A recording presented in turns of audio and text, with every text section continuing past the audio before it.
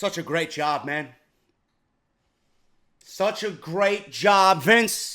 I gotta give it to you, man. I gotta give it to you. You're a fucking creative genius. Unbelievable, man. You're doing wonders for the WWE in 2018. JD, what do we celebrate? You're probably asking yourself. JD, what do we celebrate? How come there's no balloons strewn about with Roman Reigns' big dog face right on the front of those balloons? Where's the confetti? Where's the cold beverage? Where's your Guinness? Ladies and gentlemen, it is time to celebrate. It is time to celebrate. Monday Night Raw drew its lowest ratings in the show's 25-year history.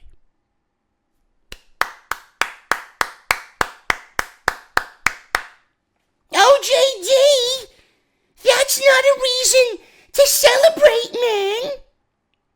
Oh, yes, it is, motherfucker. It is every bit of the reason to celebrate. When I seen that scroll across my Twitter feed, man, I was smiling from ear to ear. It was beautiful. Absolutely beautiful. Do you want to know the reason why I think this is so great? It is so terrific. The Raw ratings are in the fucking toilet. And I couldn't be more happier. WWE Raw just drew its lowest viewership ever. But blame cable news, not Roman Reigns, cites Forbes.com, who has to be one of the worst publications in existence that covers professional wrestling. Raw drew its lowest viewership number in history on Monday night with 2.4 million average viewers. And while some comment sections will use this to shoehorn their anti-Roman Reigns narrative, yes, because this one night is the only reason why everybody wants to shoehorn their anti-Roman Reigns narrative. Forbes, are you fucking kidding me? The alarming number appears to be an anomaly brought by cable news. WWE's, listen to this, they sugarcoat it and they cover it in so much fucking whipped cream. WWE's product has seen better days creatively. Now, on the context of that statement, yes, it is indeed true. But you are dancing around that in the nicest, most humblest way possible. You know, instead of fucking feeding into the WWE bullshit, why don't you just come out and say what we all are thinking? WWE's current product has been the worst it has ever been. Ever. I would actually put what we're seeing now on Raw up against the 95, 1996, 97, not 97, 95, 96 period of WWE. When we seen fucking Barry Horowitz competing at SummerSlam against fucking Chris Candido. Skip. Shit like that. Where WWE was in the biggest transitional phase probably of all time. It is worse than that. WWE's product has seen better days creatively, depending on what you're into. This week on Raw, Bayley and Sasha Banks and their feud continue to be held up in a low-rent therapy session. Kevin Owens was held up in Kurt Angle's office one week after being locked in a portable toilet. And WWE's Universal Champion continues to be a ghost. They didn't use that terminology. That's mine. I added that. Continued to be held up in absence. After the mostly talented but criminally unfunny Seth Rollins used bestiality jokes to entice fans to tune into the main event match against Drew McIntyre as part of an hour when viewership declined to a putrid 2.32 million viewers, it actually makes sense to blame Raw's content for driving away viewers. Still, that's not exactly how viewership works in WWE. Raw's viewership is a cycle, they cite. And unless your name is John Cena or Brock Lesnar, sometimes no one current WWE superstar can consistently impact viewership. Only seasons do. Raw trends upwards from January to March because of WrestleMania season. Takes a dive from April to June during the NBA and Stanley Cup playoffs. Trends back up in July and August with no competition from sports during the summer and comes crashing back down to earth from September to December during football season. Now, they continue on and say, so when Raw drew its lowest viewership ever during a non-holiday episode in the dead of the summer, this should be cause for concern. But for this specific night on the go-home show for Extreme Fools, it's really not a cause for concern. Not yet, anyway. As noted in the news and notes column from Monday night, Raw saw stiff competition from coverage of President Trump's announcement of the new Supreme Court Justice nominee. And that's the reason why Forbes is going out of their way to state that the reason Raw's ratings were in the toilet and Raw suffered the lowest viewership in the history of the show is because of Donald Trump's announcement of the new Supreme Court Justice. Yes, because Finn Balor singing Itsy Bitsy fucking Spider had nothing to do with people reaching for the remote control and changing the channel. Right? Like the B Team coming out for 4 straight weeks in some of the most unfunny skits I have seen all year. It was funny after week 1, it died for the next 3 weeks after that. You got a non-existent tag team division, a character in Matt Hardy that's being criminally underused and underutilized, a dead character and gimmick in Bray Wyatt that nobody gives a fuck about as your tag team champions, headlining a division that has absolutely no fucking momentum whatsoever. Yeah, that's not a reason why people are reaching for the fucking remote control and changing the channel. Right? What happened to the last 3 fucking weeks that we seen Roman Reigns and Bobby Lashley go up against the Revival? As if that's not a reason why people are reaching for the fucking remote control to change the channel. I love me some Seth Rollins, don't get me wrong. I praise Seth Rollins to the fucking highest of highs on this show. But for him to come out there as a champion who fucking is basing his entire 2018 on in-ring work, you're going to have him go out there and pretty much cut a promo against Drew McIntyre saying that he rapes sheep on a farm in Scotland? Yeah, that's not a reason for people to roll their eyes in the back of their head and reach for the remote control and change the channel. Braun Strowman is being pussified week by week on Monday Night Raw. He ain't no fucking monster anymore. He ain't no monster. He's a fucking comedy act. And here's the big one. Yeah, because I'm sure people are really invested in Roman Reigns versus Bobby Lashley. Trashly. Should be a fucking trash man for the state of New York. Probably get a better fucking pay. Probably get fucking more respect doing that than going to the WWE. Yeah, sure. WWE. Bobby Lashley, Roman Reigns, main event for Extreme Rules is really reeling the fucking people in for the pay-per-view on Sunday.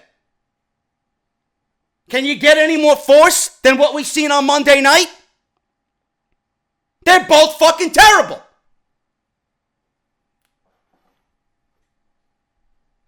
Grumpy Dwarf here, whatever the fuck his name is. One of the 7 dwarves. You see it on my coffee cup? I drink out of this fucking mug every morning. This picture of Grumpy has more charisma than both Roman Reigns and Bobby Lashley.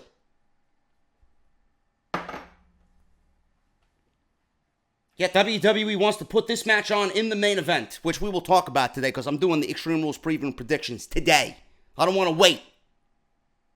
Today we're doing it. Yeah, because people are just clamoring to see Roman Reigns versus Bobby Lashley in the main event of Extreme Rules. Nobody has wanted Roman Reigns all year, and you still continue to push this guy down everybody's fucking throat. In a forced pull-apart brawl that did nothing to excite anybody about Sunday. Yes, that's not a reason to change the fucking channel on Monday Night Raw. Yet this thing is citing that that's not Raw's fault. It's Donald Trump's fault.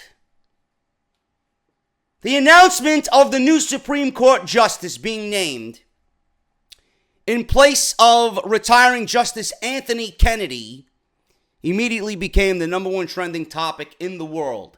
Press conferences for the news, which has been built up for weeks, aired on all major networks, each delivered healthy numbers.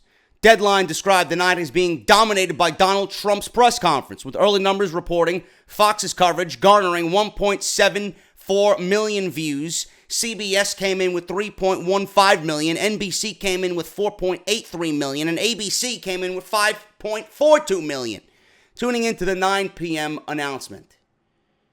In fact, the bleeding only continued for the WWE as The Bachelorette, which airs head-to-head against Raw, won the night due to ABC's massive lead-in audience, peaking at a whopping 5.82 million viewers. Which is another thing I don't even want to talk about. It's another story for a different day. Who the fuck is watching The Bachelorette? You gotta be the fucking biggest simpleton on the face of the planet to be watching the fucking Bachelorette. Really? That's what you do with your Monday night. You watch fucking scripted reality television, watching a show that's gonna pair two fucking complete strangers that will only end 2 weeks after the show fucking is over. Yeah. I'm sure they're going to lead a happy and healthy relationship right on into marriage.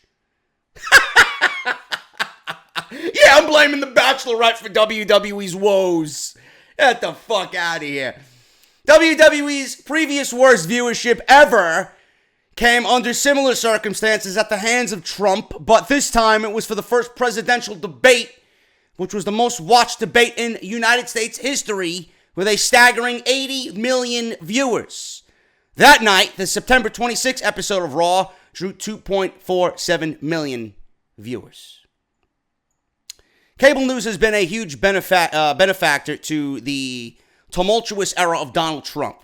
Since his candidacy picked up steam in 2016, Fox News has claimed the top spot as the most viewed channel on cable television, with MSNBC not far behind. Raw should fully expect to rebound for the Extreme Rules Fallout show and the official kickoff on the road to SummerSlam. And while Raw's viewership presumably has nowhere to go but up, another underwhelming rating might point to the problems beyond stiff competition from cable news. This is nothing new. This is nothing new. Raw's ratings have been almost identical every fucking week. I'm not going to sit here and blame WWE's woes on Donald Trump. What's wrong with these fucking people? Everybody dances around the topic. Come out and say it. Raw is terrible. If you have a major publication like Forbes dancing around the fucking issues, these issues will never be fixed. I mentioned this on SmackDown. I don't want to call people out by names, but there are people in this wrestling community that are too PG. They dance around. Nobody wants to hear the negative. All you have to do is open your eyes. How can anyone sit here in 2018 and look themselves in the mirror and say, yeah, what I watched was quality television on Monday Night Raw? So you're okay with Baron Corbin, a guy who listens to fucking heavy metal, who won an award I don't know what show it was for, Kerrang Awards or something like that. It's a heavy metal publication. Guys coming out on Monday Night Raw singing Itsy Bitsy Spider to Finn Balor? Leading into a match at a pay-per-view named Extreme Rules. And this is good television to you. I'm sure every ECW legend that is not alive anymore is rolling over in their fucking grave. I'm sure the fucking television leading into Extreme Rules with week after week after week of WWE reusing their script is great television. Sure, that's keeping the fucking viewership in line. It has nothing to do with the failing ratings of the show. People don't want to see Roman Reigns. People don't want to see Bobby Lashley. How is anyone excited for what we're getting on Sunday? And then WWE is contemplating putting these two fucking guys in the main event? Which I will go over, and it will be a major talking point when we talk about the pay-per-view. Nobody comes on here. You know, if you have a podcast, and you have a YouTube channel, and something just flew right into my fucking hand. Really? I don't know what the fuck it was. We have podcasts, we have YouTube channels. You are a voice. You are a voice to express not only your opinion, but you should use that as a tool to not stray your audience away from what the truth is. Yeah, it's okay to be positive. But when something is as bad as Raw has been, and you don't cite the reasons why this is bad, then there's a problem. I would never tell anyone how to operate their channel. Never. But when you're blatantly lying to people about how bad these shows, are, and you're covering it with positivity, I can't sit there and take you as a serious creator. You should find a different hobby. I feel like I'm the only one in this community who wants to see change. It's like everybody is just... You are just as bad as everybody on the WWE roster. Everyone in the wrestling community is complacent. You are complacent with where you are. You are afraid to speak up. I don't know how anybody with a functioning, working brain can sit here and honestly think that what WWE is doing right now is quality, passable television. I would never sit here and steer you guys wrong in any way possible. Raw's ratings have nothing to do with Donald Trump. Raw's ratings have nothing to do with cable news. Raw's ratings have nothing to do with The Bachelorette. Raw's ratings, and the reason for Raw's ratings, is WWE.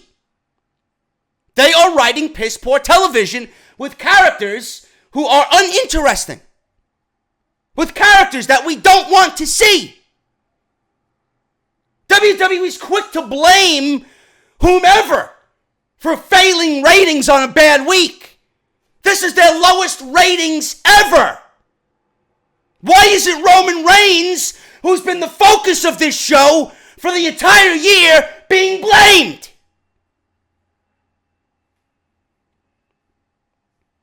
When Kevin Owens was Universal Champion, why is Raw's ratings in the tank? Oh, let's blame Kevin Owens. The fuck does Kevin Owens have to do with the show? He's in one goddamn segment. Roman Reigns has 4 or 5 segments on these shows in a show that's filled with 16 overall segments. Wrestling 1 hour, 1 week. He's in 4 segments, a pull-apart brawl, 2 promos, a backstage appearance. Main eventing pay-per-views with absolutely nothing on the line. In a storyline where we're supposed to feel sympathy because he's a fucking loser. Why are people being driven away from Monday Night Raw? Look yourself in the fucking mirror. your big dog is certainly to blame. He may not be the main reason why the ratings are failing, but he's certainly a huge reason why the ratings are where they are. Now, but Roman won't get any repercussions or heat or blame for any of that. He'll just be fed another Scooby snack and be patted on the head. Good boy. You'll get your Universal title soon enough. If I was in charge, the big dog would be taken out back, and I'm going to have old Grandpa here to get the fucking shotgun off the wall, and boom, put him down to sleep. The big dog needs to be laid to rest. The big dog ain't doing his job. The big dog ain't the one guy people want to see. Donald Trump, Fox News, NBC, CNN. You can all blame whatever the fuck you want. The Bachelorette. Next thing you know, you're going to be blaming fucking SpongeBob on Nick at Night for Monday Night Raw's failing ratings. Give me a fucking break. Raw is to blame for their failing ratings. WWE's creativity and lack of being in touch with the business is the reason for their failing ratings.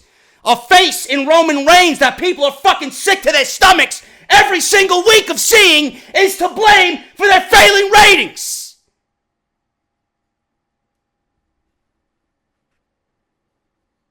I am fucking happy that Monday Night Raw had the lowest viewership ever. And I swear on my fucking grandfather's tomb, I hope it continues. You could take that as JD being unfair. JD, you're being very unfair. You know, you're being nasty, you're being mean, you're being illogical. I don't give a fuck what you say about me. I'm fucking thrilled. Thrilled. I celebrated as if the Braves won the fucking World Series when I seen those ratings numbers come across my Twitter. Thrilled. I don't give a single fuck about anybody in the WWE. I don't give two shits about anything that happens in that fucking company. All I want is quality fucking television. And if ratings is a way for them to open their fucking eyes, failing ratings at that is a way to open their eyes, then so be it. So be it. What's that, NBC Universal? You just signed Monday Night Raw to a multi-billion-dollar deal? Yet they just got their lowest ratings ever. If I'm an NBC Universal executive, I'm getting on the phone with Vince McMahon, I'd be like, bro, you better fucking fix this now. We're paying $1 billion plus for what? Itsy Bitsy Spider? It's the most expensive lullaby I ever fucking heard. If I'm Fox, I'm looking at this shit. I'm keeping a fucking close eye. I got the magnifying glass on fucking Vince McMahon. Vince McMahon's gonna be that fucking ant in the sunlight I'm gonna fucking kill with the magnifying glass. That's what's gonna happen at the end of this fucking thing. If they don't shape up, I swear to God, man, I'll be laughing as they're shipped out. They need a swift kick in the fucking ass. They need this to happen on a regular basis. It's the only way they're gonna learn. They don't listen to us. They don't listen to the podcast. They don't listen to the fans. Blatant disrespect everywhere for their fans. This is the only way that it's going to hurt them. When their numbers go down the toilet just like Kevin Owens was thrown off the stage, that's when they'll learn. Because that's all they fucking care about. Their ratings and their fucking pockets. Let me see Baron Corbin sing another fucking lullaby. Next thing you know, he's going to be singing fucking Barney I Love You songs to Finn Balor. In a rematch going towards SummerSlam. Well, let me reverse that. We may get Finn Balor singing fucking I love you, you love me. I hope this trend continues. I honestly do. Raw was terrible. And people need to fucking be upfront and blunt about it. Raw is terrible. Would you show... Honestly, I'm going to ask you guys a question. If you are a pro wrestling fan and you watch Raw regularly, like me, would you show a family member Would you show a friend? Would you show your girlfriend or watch this shit in front of your girlfriend's parents? They'd probably think you're a fucking mental case. At this point, I'm being completely upfront and honest with you, I would never watch this shit in front of anybody that I find important. Because I would not want to be sitting there in full-blown embarrassment. That's a perfect way to gauge how you are proud of what you're watching. If I'm a fan of this product, I'm going to sit there and have nothing bother me. Not going to have no feelings towards anything. I love it and it's me. This is what I do. When I see Finn Balor singing, or Baron Corbin rather, singing Finn Balor, Itsy Bitsy Spider, and I had someone walk into my house with me watching that shit, I would be fucking embarrassed where I would actually walk myself out of my own fucking apartment. Now, when NXT is on, hey, bro, what are you watching? I'm watching fucking professional wrestling, man. The best on the planet. Sit down, go in the fridge, open up a cold beverage, and let's enjoy 2.5 hours of the greatest fucking action in the wrestling world. Take over. Guarantee you everybody feels that same exact way. I would never watch Monday Night Raw with a sitting audience. It's as if you gotta fucking sit down in seclusion and watch this fucking show. It's so embarrassing. Enough of Monday Night Raw. We know the ratings are down, and we know why the ratings are down. It has nothing to do with what Forbes.com has written here. They love to sugarcoat. And they gotta throw in their anti-Roman Reigns remarks here. Not them personally, but to everybody who are anti-Roman Reigns is throwing a fucking, a nice little dart at everybody that just doesn't like Roman Reigns and wants to quickly blame Roman. Oh, he's to blame, motherfucker. He is certainly part of the reason. Certainly part of the reason. SmackDown Live was no better. SmackDown Live was just as bad as Monday Night Raw. Not as bad. It wasn't worse than Monday Night Raw, but it was fucking bad. We got The Miz and Daniel Bryan teasing something along the lines at SummerSlam. Nice little back and forth between The Miz and Daniel Bryan. This team hell no shit. It was done after 1 week. It was done after 1 week. And I'm not the only one who feels that way. This team hell no shit needs to end immediately after Extreme Rules. It's not funny. I cringe every time I see Daniel Bryan and Kane going back and forth. They give you every fucking reason as to why this shit shouldn't have been reunited and brought back together. Now, I don't know what it is with the fucking tag team matches on WWE. It's as if they go into these creative meetings for the go-home shows and their priority on their list of things to do is, let's make these go-home shows as uncreative and lazy as possible. All they did was take matches and fuse them together and put tag team matches on SmackDown Live. For example, they took Nakamura and Jeff Hardy, and they teamed Jeff Hardy with AJ Styles against Rusev and Shinsegae Nakamura. How does that make for quality television? Why would I want to see both matches with all 4 competitors in the ring at the same time, wrestling, before a big pay-per-view championship match? Takes the luster away from not only the fucking match, and gives you an idea of what you're probably going to see on Sunday night, but it ruins and devalues the championship, as if they're not devalued already. I don't understand it. WWE gave us AJ Styles versus Shinsuke Nakamura. For what? We just got through 6 matches. 6 or 7 matches with AJ Styles and Shinsuke Nakamura. Now you want to give it to me again, when there's nothing on the line. It's as if WWE's like, the fans want a dream match, we'll give it to them. I don't want to see this shit anymore. You're borderline Sasha Charlotte at this point with fucking Styles and Nakamura. I don't want to see them on the same brand. Never mind in the ring together. For what? 10 minutes of what? So it ends up being a tag team match? AJ Styles and Shinsuke Nakamura in a dream match. A WrestleMania dream match. WrestleMania was their worst match. This is what they say, a WrestleMania dream match, rematch. Correct me if I'm wrong, wasn't that their worst match of the 6?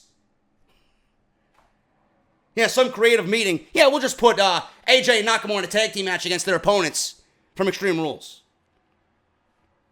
Yeah, I'm supposed to sit here and be, wow, what a creative show. What a great show. This is exciting. Why don't you just shut the fuck up and accept the show for what it is? That's another thing we'll be talking about today. I'm going off today. I'm going off today, motherfucker. Anyway, moving on. Lumberjack. Never again. Lumberjack matches on Monday Night Raw, SmackDown Live, NXT, wherever they fucking take place, are the worst matches in WWE, period. Period. I don't understand how anybody can enjoy a lumberjack match. They all end up the same fucking way. Just like the pull-apart brawl. What was so great about the pull-apart brawl on Monday night? You do realize that you guys had Finn Balor, AOP, Bobby Roode out there. All high main event type guys out there.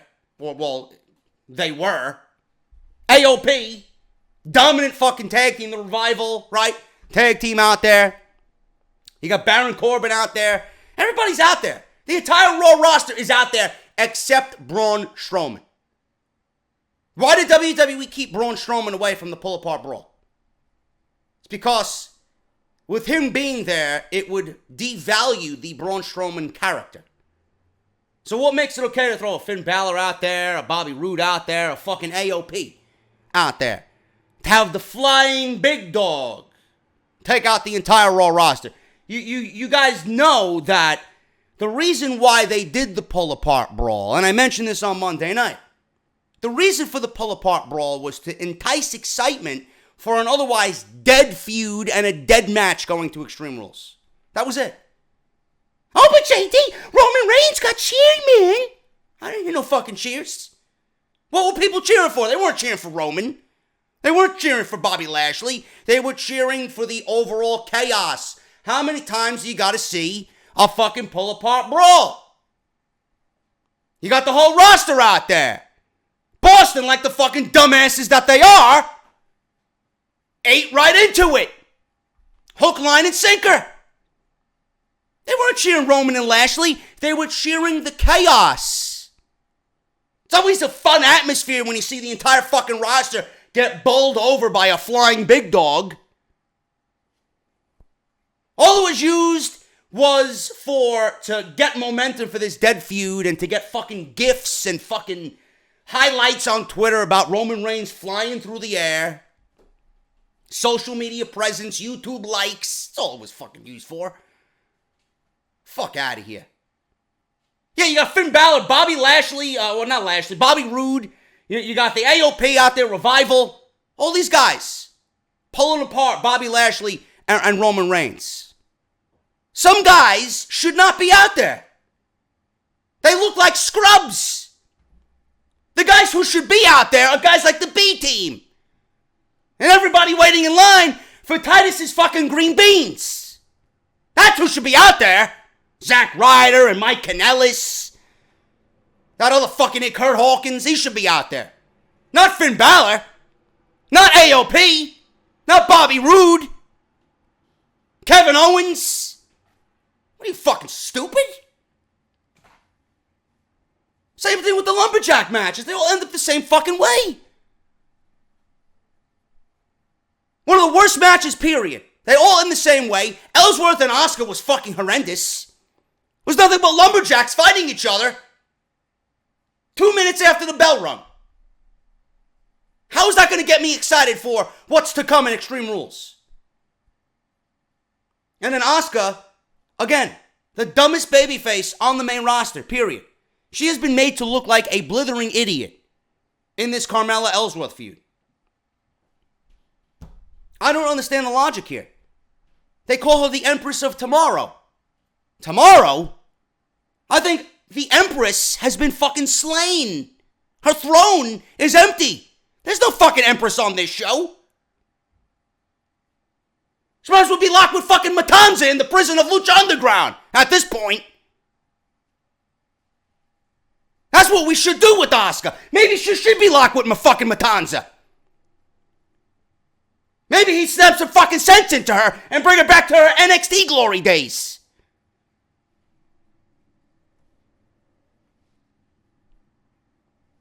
Extreme Rules. Yeah, let's hang James Ellsworth from a fucking shark cage. Yeah, that's real extreme.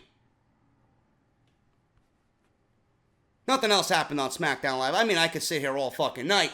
I could sit here all fucking night and tell you what I hate about these shows. Then people will just say, JD's a negative cunt. No, you're an idiot, and I'm the one sitting here with the microphone and the big brain. Almas. By the way, before I even talk about Almas, you do realize that James Ellsworth is getting more TV time than Samoa Joe. Just want to throw that out there. Now, this probably will not be the case going into SummerSlam, as I assume Samoa Joe is going to be the next challenger in line for AJ Styles. But well, look at the way that this show is set up. Ellsworth is on the show more than The Bar, than Ty Dillinger, Samoa Joe. I don't know where Randy Orton is. You know? Where are these other guys that you got on SmackDown Live? But Ellsworth's got 2 or 3 segments on the fucking show. You got plans for Ellsworth in place, but you can't fucking book Ty Dillinger. Ty Dillinger. It's pathetic. James Ellsworth has seen more TV time than Ty Dillinger in 3 weeks than Ty Dillinger has seen in both 2017 and 2018. If you don't find a problem with that, then I'm sorry. You should just find a different show to be watching. If you have a problem with me complaining about that, then you shouldn't be watching me at all. You're a fucking idiot. Almas. Finally a match on SmackDown Live. Decent match. I think Sin Cara got in way too much offense for a former NXT champion in Almas, but it was a decent match. Finally, after 4 weeks, we got the match that we should have got last month. Almas was off television since the middle of May in a wrestling capacity. So what does WWE do? They give him a match where he's totally outnumbered, totally over-offensed against Sin Cara. WWE sends him out there. No reaction at all for Almas. Exactly what I expected. They got him coming out there, taking the Mexican mask off. When has Almas ever worn a Mexican mask in WWE outside of an important reason? You know? Almas, before WWE, was one of the most popular, one of the greatest luchadors in the world. Right? And they bring him back with Zelina Vega and revamp his character. The only time I've seen him wear the Mexican mask was in a very important big match situation to just give him the feel of, this is my moment. This is where I was. This is who I was. And now I'm shedding that, and this is me. I'm the NXT champion. Right? Did the fucking mariachi entrance with Gargano at TakeOver Philadelphia. They got him coming out on a random edition of Monday Night Raw in fucking New Hampshire wearing a Mexican mask to no reaction. Nobody fucking knows who Almas is in New Hampshire. Nobody knows the origins of his mask and where he was before WWE. The guy came out to a fucking library silence. In fact, if you go to the public library down the fucking street from where I live, you'll hear more noise in the library by the pages turning than you heard in New Hampshire for Almas' entrance. Now, but I'm a fucking asshole who likes to suck Almas' cock. JD's fanboyism about Almas is too big. You gotta calm that shit down, bro. I've complained for weeks, and look at what happened. I was proven right again. Almas got no reaction. Being off TV for that long, in a wrestling capacity, without having him go against any other talent, killed his momentum. Killed. The WWE brought this guy up for absolutely no reason on SmackDown Live, and they were gifted probably one of the best wrestlers in the world. And what did they do? They absolutely killed any momentum that he had coming up from NXT. And you know what it's going to take for him to get that back now? Unless WWE shows him the tender love and care that they show to a Randy Orton or a Roman Reigns, nobody's going to believe in Almas. Almas at this point is mid-card for life. Unless they change drastically the presentation for Almas. And if you don't have a problem with that, I don't know what to fucking tell you. If you didn't see that on Tuesday night, I don't know what to fucking tell you. It's a crying shame. Absolutely pathetic. NXT. Let's talk about NXT. Apparently, people love to watch me get riled up. That's what I do here. People love when I get angry. People love when I complain. People love when I speak the truth. Whether you like it or not, people who appreciate me love when I tell the truth. People who fucking hate my guts for whatever reason, you guys still watch me anyway. I know you do. But when it comes to Raw and SmackDown, you guys know what the majority of the weeks are going to entail. It's going to be bitch, moan, complain, bring you a presentation of what we really seen and not sugarcoat anything. When it comes to NXT, you guys know that I am overly positive because there really isn't nothing, there's nothing to complain about on NXT. With NXT this week, finally, after months, there was something I could complain about. The one thing that I find wrong, the logic gaps that I find wrong in the NXT Tag Team title match with the Undisputed Era and Mustache Mountain, people are quick to try and prove me wrong. JD, it says in the WWE Rulebook that a tag team cannot interfere more than once, otherwise they are disqualified. This is the reason that multiple people gave me for my complaining of the ending to the tag team title match on Wednesday night. All I stated was Tyler Bate looked like a blithering idiot. Jumping around, dancing around on the apron, contemplating to throw in the fucking towel because Trent Seven was being murdered in the middle of the ring. Didn't want to give up. But he ended up throwing in the towel anyway, instead of coming into the ring and breaking up the knee bar that was applied by Kyle O'Reilly on Trent Seven. Apparently it's in the rules. A, when did people get a hold of the WWE official rulebook? Apparently they sell some mock version on Amazon. I was going back and forth with Grimm's Toy Show and Sean Ross Sapp on Twitter, and he tweeted me, did Sean, a copy of the WWE rulebook. Now, I didn't even know this shit existed. If you guys took the rule for that tag team match from that book, I cannot even begin to explain how sad your life is. I have never in my life heard of that rule. And if that is a rule, that rule has been broken, I swear to God, more times than I had fucking days in my life. I don't believe people went out of their way to state, oh, JD, you're wrong. The ruling says more than one interference causes a disqualification. Then I bring you this. If that is the case, why the fuck didn't Tyler Bate get himself disqualified then? At least he would keep the title then, right? So you want to try and correct me, but I am going to throw another logic gap at you. Why didn't Tyler Bate get himself disqualified then, if that was indeed the case and the referee did state one more time and you're out of here? I'm waiting for your reply. Either way you web it, either way you spin it, it doesn't make sense. It doesn't make sense. I understand making a team look strong, which they did. Undisputed Era is fantastic. Mustache Mountain, I love him. Trent Seven's just tenacity and integrity and his heart was on full display Wednesday night. I loved it. But two things did not make sense. There.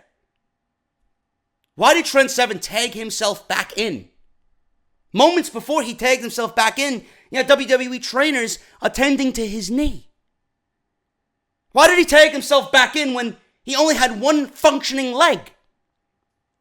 If I'm Trent Seven, I'm giving the rest of that match to Tyler Bate. Because I know if I'm getting in there, we're losing. I'm no good to anybody. So why did he tag himself back in? Tyler Bate! He could have easily broke up that hold and given Trent Seven at least a chance to make the tag. He didn't do anything. He jumped around like a fucking buffoon on the apron. And if that was the case, why didn't he break up the hold and get himself disqualified? At least they'd keep the titles. No, but other than that, it was a great match. Much better than what we've seen in the United Kingdom during the championship tournament.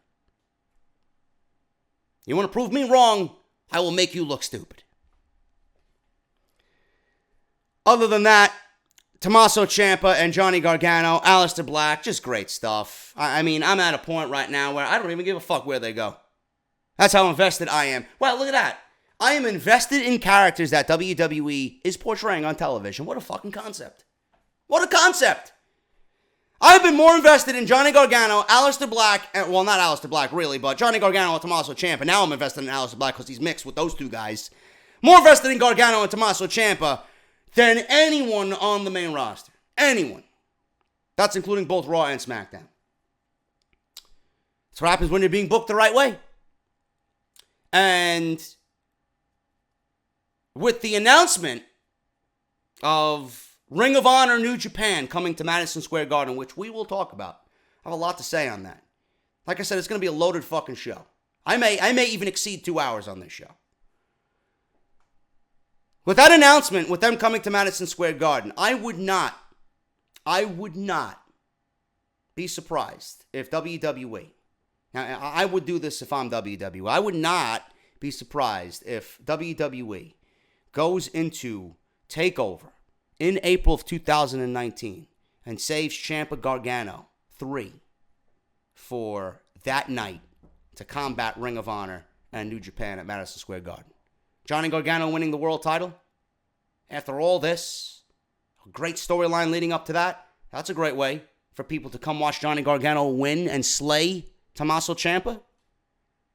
They're going to have to do something. We'll talk about it. I don't want to go into detail what I think of all this now, but I would not be surprised if that happened. But this is great stuff. This is great stuff. It could be leading to a triple threat match. And I mentioned this on my NXT review. It could be leading to a triple threat match. And if it does end up being Black, Ciampa, and Gargano, I'm going to take a page from Solomonster's book because he said this on the recent sound-off that he posted on Sunday. He mentioned Gargano being tied up in the ropes. What if instead he was tied up, he was handcuffed? But the overall premise is Johnny Gargano would have to watch Tommaso Ciampa win the world title, and he has absolutely no way of doing anything about it. That probably is the more logical choice.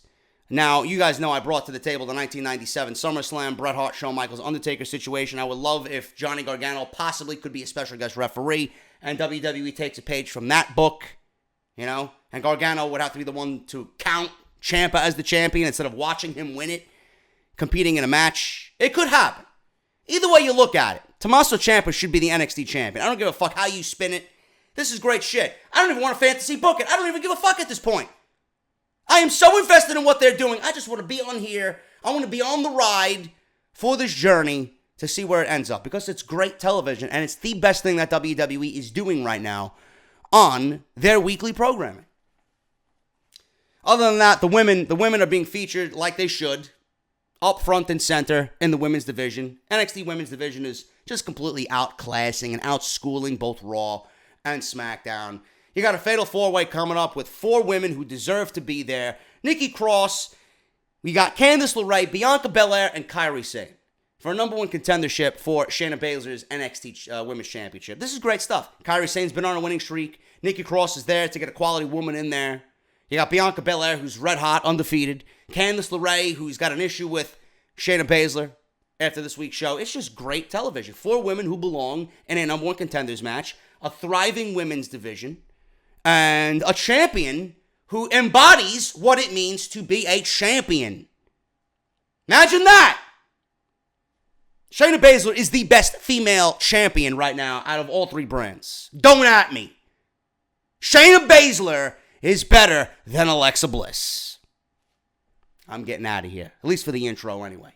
We got a lot to go over today, people. I want to see how many people I triggered with that fucking comment. We got a lot to go over today, people.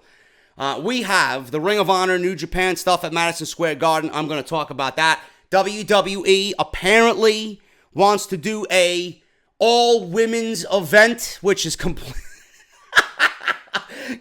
laughable. It's completely laughable. You can't even book these women in a proper storyline on Monday Night Raw. You're going to book a whole fucking event?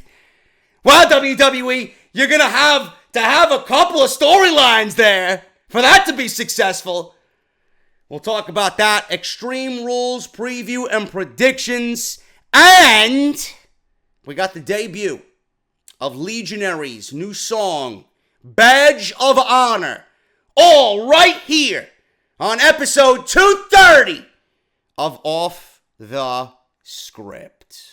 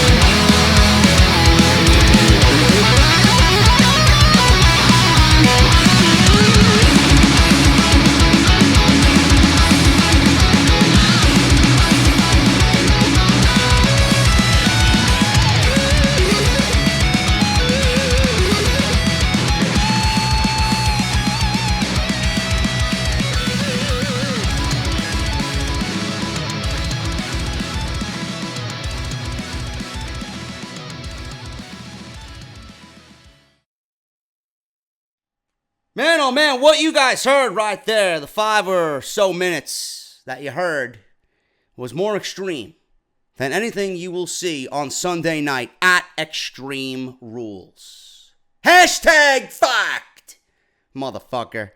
It's my brother, man, Frank, Legionary, the mastermind behind Legionary, members of Condition Critical, giving you the new single, Badge of Honor. If you guys are interested in that, you guys can certainly purchase that. You guys can purchase the original version with vocals. It does come with vocals, but I spared you the death metal guttural vocals here because I know a lot of people aren't really into that type of thing. It's an acquired taste, so I gave you guys the instrumental. And who doesn't appreciate a damn good musician, bro? So there you go, man. If you guys want to purchase that, plus, he's bundling it all, man. The instrumental, the original version, and the off-the-script theme. He is bundling that for purchase on his official Bandcamp page. I will link you guys to that information down below in the description. It'll be there all weekend long, so please support my brother because A, he's my brother, and B, him and Tony have written our new theme song here for Off the Script. So let's show some appreciation to them for doing a job well done, man. That's Badge of Honor, Legionary, and my brother ain't done. He's got another one lined up, man. He is writing his most epic song to date, which will eclipse 10 minutes. It's going to be interesting, man. I don't know when that's going to be done, but he's going to get to work on that as soon as he gets those creative juices flowing. So go visit his Bandcamp. He's got a YouTube page as well. I'll link all that stuff down in the comments below. Tell him what's up. And JD sent you over there to listen to Badge of Honor. I will be in Pittsburgh, man. I will be in Pittsburgh. Nervous about flying because I hate flying. Flying by myself, anyway. When I'm with people, I'm not that bad, but flying by myself, man, not a really big fan of that. But I'll be heading to Pittsburgh on Saturday afternoon. My buddy Brian Ghoulish, going to be meeting him first and foremost at the airport. He's going to be picking me up. We're going to go over business as it pertains to the Live Off the Script special. Should be good. And that's what I'll be there for, man. I'll be heading towards Extreme Rules. We're going to be having a Live Off the Script special, Terrace on 5th, Sunday afternoon. If you guys are in the area, please come on out. It's going to be great. Saturday night, we're going to be having dinner, possibly with fans. It's going to be meet and greet on Saturday at Las Vegas Mexican Restaurant in downtown Pittsburgh. Should be fun as well. Wrestle Rumble, Brian Ghoulish, all going to be there. I'm going to be there. Drink specials, food specials. It's going to be good. But the main event of the evening on Sunday night, right before we go to the PPG Paints Arena, which is right across from Terrace on 5th, the greatest ECW champion of all time, the franchise, Shane Douglas, is going to be there. And I'm hoping that we could get some questions answered from him because I have an iPad notepad filled with questions to ask Mr. Shane Douglas. So it should be good on Sunday afternoon right before we head to the PPG Paints Arena for Extreme Rules, man. So come on out. It's free to attend. And I would love to see everybody come on out and make this a great event. Thank you to Brian. Thank you to Wrestle Rumble. Thank you to Terrace on 5th. Thank you to the Las Vegas Mexican Restaurant. Going to be great. Can't wait to get there. It should be a great weekend. Speaking of those events, man, Brian Ghoulish, as you guys know, his mother is recovering from ovarian cancer, thank God. And he set up a GoFundMe page if you guys want to support ovarian cancer research. So if you guys want to do that, it would mean the world to me, man. It really would be. We're gonna be taking donations at the door as well, live there from Terrace on 5th. And we'd love to get this thing just blown up, man. So if you guys want to support ovarian cancer research or just cancer research in general, it's a great cause, and it was set up by Brian, and his mother's doing very well now in recovery, so it should be a thing that, you know, is instantaneous that you guys want to support, man. My grandmother, my dad's mom, passed away from pancreatic cancer at the young age of 52, I believe she was, and I'll never forget the day where my parents actually told me and broke the news to me. I remember being in 6th grade, and I broke down because I went to Catholic school, and I was sitting in class, and, you know, my teacher, right before we said our Fathers and Hail Marys, right before class began, or the school day began, is there anything that you would want to pray about? And I remember my mother told me that morning that grandma had passed away. And I remember breaking down in class right before school began. My grandma passed away this morning from cancer, and it was just a really, really shitty situation. But that was the only family-related cancer incident that I fortunately had to go through. But some people aren't so lucky, and I never want to see anybody suffer through that terrible disease. So I'm sure you guys have a story and an instance where cancer has affected your family in some way, shape, or form. I pray that Brian's mother is on the full road to recovery and she gets back to 100%. And that's the reason for the research, man. It's been done to just bring awareness to this terrible disease. And if you guys want to donate out of the goodness of your heart, I would greatly appreciate it, man. These people are very important to me. And I want to show everybody, and especially them, how powerful this podcast is. If they're important to me, just like you guys find me important every weekend, I want you guys to do the same for them. Brian and Rusty with his bike tour, his MS Bike Tour 2018. You guys are kicking ass with that and helping him get to his goal. Daryl, I'm going to shout him out again, man. He donated $200 to Brian's GoFundMe for the ovarian cancer. He also donated $200 to Rusty's campaign for the Bike Tour MS. That's great, man. That's unbelievable. $200 to both causes.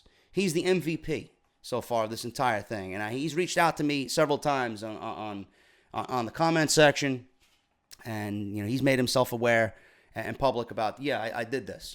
They're great causes. These people are important to me, and I would hope that you guys feel the same about them as well. So it's a great cause. We'll be taking all that stuff up until the Live Off the Script special for Brian's GoFundMe, and then Rusty's got a couple more weeks. He's training his ass off. He should be ready to go, I believe, by August for his tour. So let's get him to his goal. He's already 75% of the way there. If you guys want to follow me on Twitter, at JDFROMNY206. I'm sure there'll be pictures going up with the whole Pittsburgh trip coming up. So if you guys want to follow me and, have fun with me and follow the journey to Pittsburgh, you guys can certainly follow me there, at JDFROMNY206. Hit that subscribe button down below. Turn on that bell for all notifications. Hopefully by the time this video goes up, we hit 94,000 officially. Thank you guys so very much. If you guys missed Monday Night Raw, SmackDown Live, NXT, I did an off-the-script extra as well, where we talked about WWE possibly wanting to do 2 WrestleManias. And I went off for 40 minutes. If you guys want to go see that, I'll link you that stuff in the description. Not the description, but the annotation that you see in the video. Make sure you guys go and check that stuff out. Please go check that stuff out because I know YouTube is still acting funny. Some people are getting my videos. Some people are not getting my videos. The world goes round and round. Same old shit. But if you guys missed any of that stuff, it'll be linked in the top right corner of this very video that you're watching right now. Next week, I'll be heading to Brooklyn to do the first shooting for my new show on House of Glory TV, on House of Glory's YouTube channel called Cutting Corners with JD. And my first guest is going to be the queen of House of Glory, Miss Sonia Strong. And I'm going to be asking her some hard-hitting questions, and it's all going to be pertaining to her career in House of Glory, where she wants to be in this fine industry known as professional wrestling, and what she plans to do coming up for House of Glory's biggest party of the summer. High Intensity 7 on April 17th with Austin Aries, Sami Callihan, that motherfucker, and Enzo Amore. Gonna be great, man. And believe it or not, we're adding, or at least trying to add, more to this event, man. I know Jason, the guy behind everything in House of Glory. He's the big production guy there. He's a fucking brilliant mind. He's a fucking multi-talented individual. He's in charge of all the production, cameras, everything, man. He is the guy there. He actually reached out and has notified me that House of Glory and himself on behalf of House of Glory, are reaching out to Solid Monster. They're reaching out to Justin LaBar, and they're reaching out to Steven Larson to possibly show up and do some pre-show stuff before High Intensity. So this is going to be fucking awesome, man. Can you imagine if this thing goes down and they commit to doing this? Can you imagine me Sala Monster, Justin LaBar, and Steven Larson on a panel there, hours before High Intensity goes live, interviewing guys like Austin Aries and Sammy Callahan and you know, whoever else, Enzo. Can you imagine that? Can you imagine how great that would be, man? I hope this all goes down. You know, that would be fucking awesome. I was in Brooklyn as well this past Wednesday. Not this Wednesday. It was, I think it was on Tuesday. I don't even know what day it was. That's how my week is all fucking all over the place because of this Pittsburgh trip. But I was in Brooklyn this week, and I sat down with Amazing Red, and we went over some House of Glory creative, man. I'm going to be just sitting in. I'm not going to really be part of the creative team, I don't think. But I'm going to be sitting in with the creative meetings for House of Glory for the rest of the year. I think Red actually told me before I left the school on Tuesday that he wants me there because I brought some just logical ideas. Like, you know, I'm the type of person that when you talk about something or he sees something, you guys know how I am here. When I talk about Raw, SmackDown, NXT, you know, I always have a question as to why. Why is this happening? You know, where's it going? Why didn't this happen? Why isn't this being done? You know, it's like why, who, what, when. You know, I'm all over the place. You need a reason for things happening. You know, I don't like to rush through shit. I was going over instances of just things that I find on television that I like and that I don't like and why I don't like them. And I was bringing, you know, my mindset, my wrestling mind to him. And, you know, he graciously invited me to sit in next time they have a meeting, whenever that is. I told him I'll be there, man. So it's exciting that, you know, me doing this has led me to sit down across from a guy as talented as Red and just feed what I think about what's going on nowadays. I feel fucking lucky in a sense, you know? It's awesome. And not only that, I'm doing commentary for his promotion, you know, and I'm bringing my brand and my level of excitement to, you know, his wrestling promotion, man. It's just fucking awesome. I love House of Glory. They're doing big things, and High Intensity is going to be fucking off the chain. I can't wait. Man. It's going to be good. And we got some big plans coming up this year, man. I can't unleash any of the plans yet, but from what I heard, it's going to be fucking awesome. So you guys are going to want to check out House of Glory, man. HOGWrestling.net for all your information. That's their centralized hub if you guys want social media, YouTube, tickets to their event if you're going to be in the New York area for SummerSlam, which everybody is. Go check it out, man. It's going to be worth your time. It's going to be a great night that Friday night. Let's get into everything, man. I want to start off with this big story. I didn't want to do this in a separate video. I actually wanted to do it here because of everything that we've already talked about. I wanted to kind of coincide this with the Monday Night Raw ratings being down. And the reason why the ratings are down, you guys know the reason why the ratings are down. It's not because of any other outside party. It's WWE. They have done things in the majority of the sense wrong. This news that broke on Thursday night stunned the wrestling world because it was reported only a week and a half ago that this wasn't happening. Now, I don't know if Ring of Honor just played into the whole fact that, you know, this wasn't happening and they trolled everybody. Meltzer, PW Insider, Mike Johnson, Ryan Satin, everybody reported Ring of Honor is not coming to Madison Square Garden during WrestleMania week. That was it. And we moved on. We all assumed Vince McMahon had won another battle. Vince McMahon's a cocksucker. Vince McMahon is closing up and monopolizing wrestling. He doesn't want anybody entering his fucking garden, right? Gonna kill competition. Ladies and gentlemen, it's official.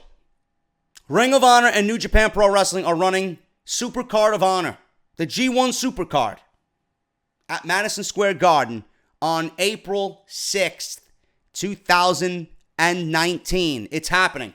Despite WWE's effort to derail Ring of Honor's attempt to run a show at Madison Square Garden, it was announced on Thursday that Ring of Honor and New Japan Pro Wrestling will be running a joint show, G1 SUPERCARD, at MSG on April 6, 2019. That happens to be the night before WrestleMania. Also, it happens to fall on the same night of NXT TakeOver. Obviously, this is a huge deal for professional wrestling because WWE has had a lock on that venue for decades. WCW has even tried to attempt to get into Madison Square Garden. Vince said no. Obviously, this is going to be a huge, huge night for independent wrestling. If All In wasn't enough, this is going to be even monstrous. More monstrous. It's unclear what changed because all signs pointed to Ring of Honor and Sinclair Broadcasting possibly pursuing legal options after WWE stepped in. Now, the Ring of Honor general manager, Greg Gilliland, he actually said 3 years ago, and I quote, 3 years ago, one of our best fans, he says, told me in confidence that SUPERCARD of Honor just didn't feel super anymore. He was right. This fan was right, said Greg Gilliland. He was right. And we took that to heart with 3 huge events we delivered in Lakeland, Florida in 2017. New Orleans in Louisiana just a few months ago during WrestleMania weekend. Now, with consecutive record-breaking attendances, the question became, how can we top that in 2019? More importantly, how can we give fans more of what they deserve? The G1 SUPERCARD is an event that can only represent the absolute best possible matches with both New Japan Pro Wrestling and Ring of Honor stars, and Madison Square Garden is the event and venue combination that will deliver it for them. Even New Japan Pro Wrestling's president chimed in and quoted, stating, "This is historic for Ring of Honor and New Japan Pro Wrestling.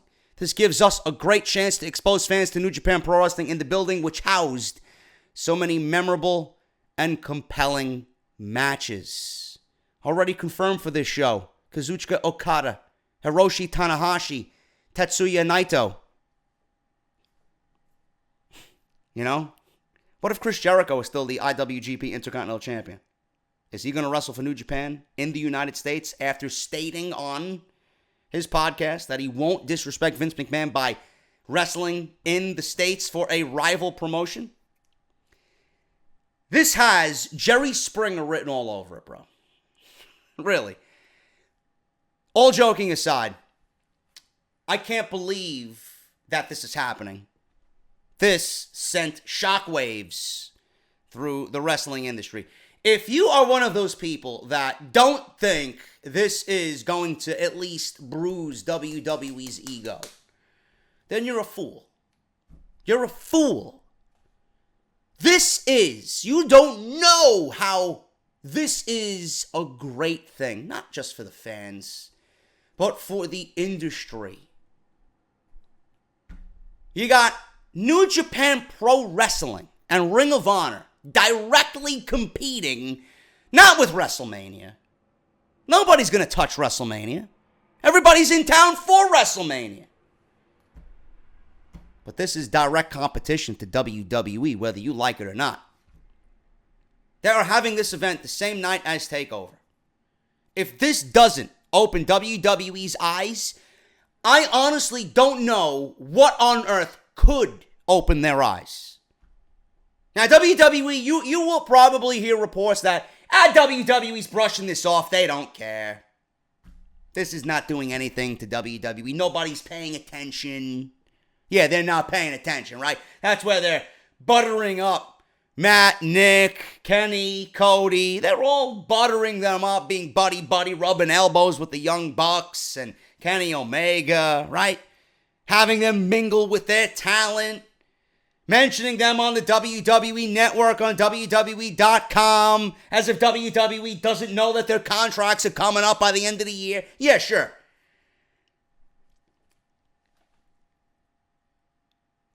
This is unbelievable.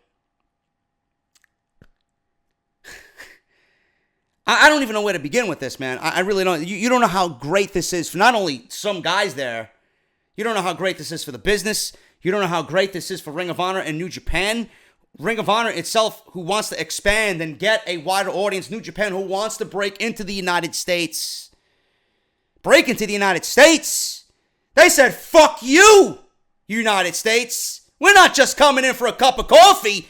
We're coming here to have the whole fucking pizza pie.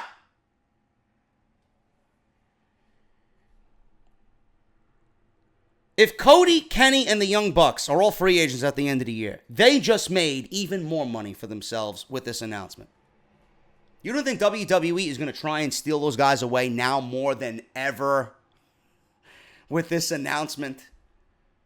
Are you fucking out of your mind? These guys are going to be the richest fucking men in the entire business. Tenfold. WWE is going to be on their hands and knees begging Kenny Omega, Cody Rhodes, and the Young Bucks to sign with them after this announcement. WWE. Now the announcement's made. They can't do anything about it. The announcement, the official press release from MSG, Ring of Honor, New Japan, it's out. SUPERCARD of Honor, G1 SUPERCARD is happening at Madison Square Garden. Now WWE's plan of action, how could they kill all the momentum for this event? Cody, Kenny, and the Young Bucks. Take them.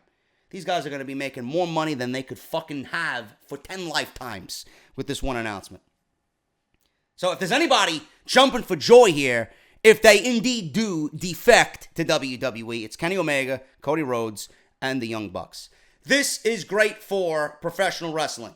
If New Japan, which I hope happens, breaks into the United States and has a major presence here to at least scare. I'm not saying they're going to be direct competition.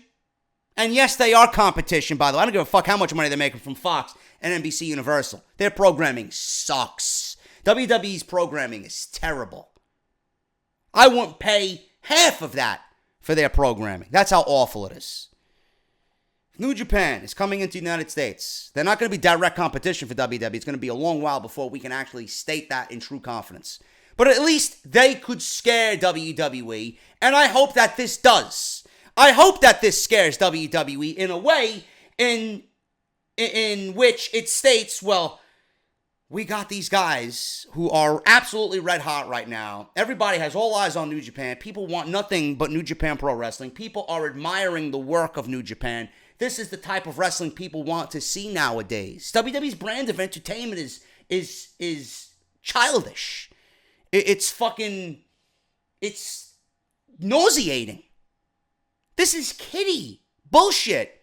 People want professional wrestling delivered to them in a sports-like atmosphere. This is what Ring of Honor and New Japan are doing. There's a reason why people are jumping ship to New Japan. They want to see real wrestling. Vince McMahon has proven that he is so out of the loop that at this point, I hope he fucking leaves. He steps away and puts it in the hands of someone who is in the same mindset of the fans who are changing the industry right now. WWE may be making the most money that they've ever made in their history, but that does not equal success. You cannot gauge how much money WWE is making on their success. It has nothing to do with what they present on television. I've told you this hand over fist. The more money they make, the worse they will be. The worse the product will suffer. The worst television we will get. They are delivering the absolute worst at this point. And with this New Japan Ring of Honor stuff right now, this is a fucking blessing to everybody. Everybody. This is going to send some type of fucking shockwave through WWE.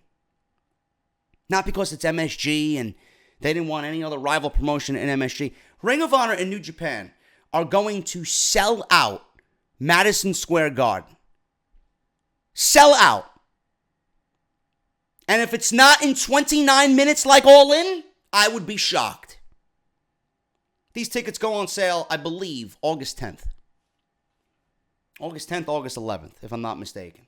I think I seen Ticket Drew mention something on Twitter before I actually went live here, recording with Off the Script. This is fantastic. New Japan Pro Wrestling, in their first event in Madison Square Garden, are going to sell out a 19,000-seat arena in the center of New York City. The same night in which NXT TakeOver is happening just mere minutes away. Minutes away in Brooklyn. And this is a great thing for NXT too. I don't know if you guys have realized Triple H is of the mindset that every takeover needs to be better than the last one. That's a mentality I am all for. There's no other mentality that I would have when booking a wrestling show. If it ain't better than the last one, we failed. We got to step up our game. Every takeover has been better than the last, and that is his motto. How do we top ourselves? They got the talent to do so. If you don't think Triple H, with this announcement today, Thursday, I'm recording this on Thursday, you guys are hearing this on Friday night. If you don't think Triple H, hearing this announcement, is already setting in his brain TakeOver's card, you are a fucking fool. With the announcement of Ring of Honor and New Japan Pro Wrestling at Madison Square Garden competing against TakeOver on the same night, we are absolutely, undoubtedly, 100% going to get the greatest TakeOver show that they have ever put on. If you don't think Triple H is going to put on the greatest fucking show he has ever put on in his entire life, you are a fucking fool. And how, as a wrestling fan, can you not be excited about that?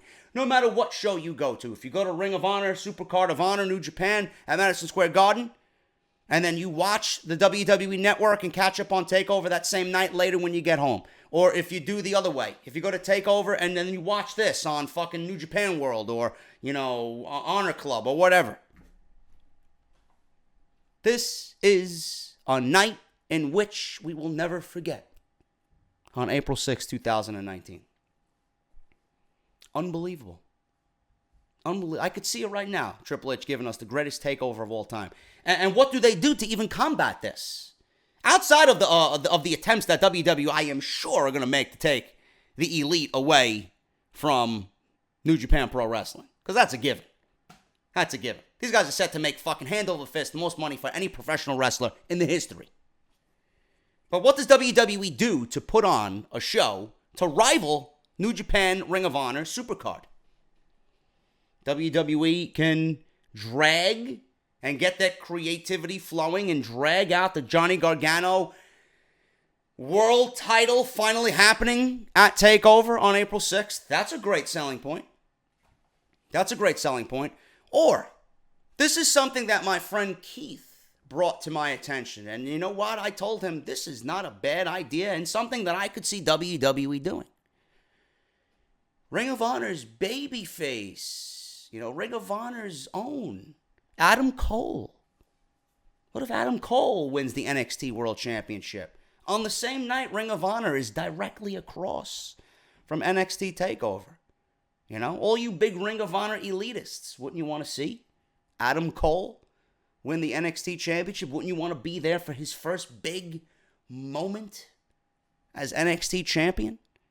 It's going to be difficult to choose if that's the case. If Adam Cole's in a World Championship match and he's fighting for the NXT Championship, where are you going to want to be?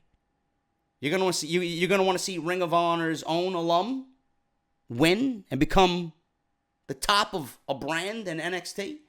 Or you want to go to Madison Square Garden and watch Ring of Honor New Japan, man? It's going to be a very difficult choice. Very difficult choice. People have already asked me, JD, if I had a gun to my head, which one would I choose? I'm going to TakeOver, bro. I'm a WWE guy through and through. No matter how much I fucking hate them. NXT is my brand. I'm going to TakeOver. And I'll catch up on SuperCard, somewhere. But this is, there's absolutely no negative about it. There is no negative about this news. If you are a wrestling fan and you find a problem with this, you're an idiot. If you are a wrestling fan and think that this is not going to at least have WWE shitting their pants just a little bit, you're a fool. This is fantastic for the wrestlers. This is fantastic for the business, for the industry, for the city, and for us fans.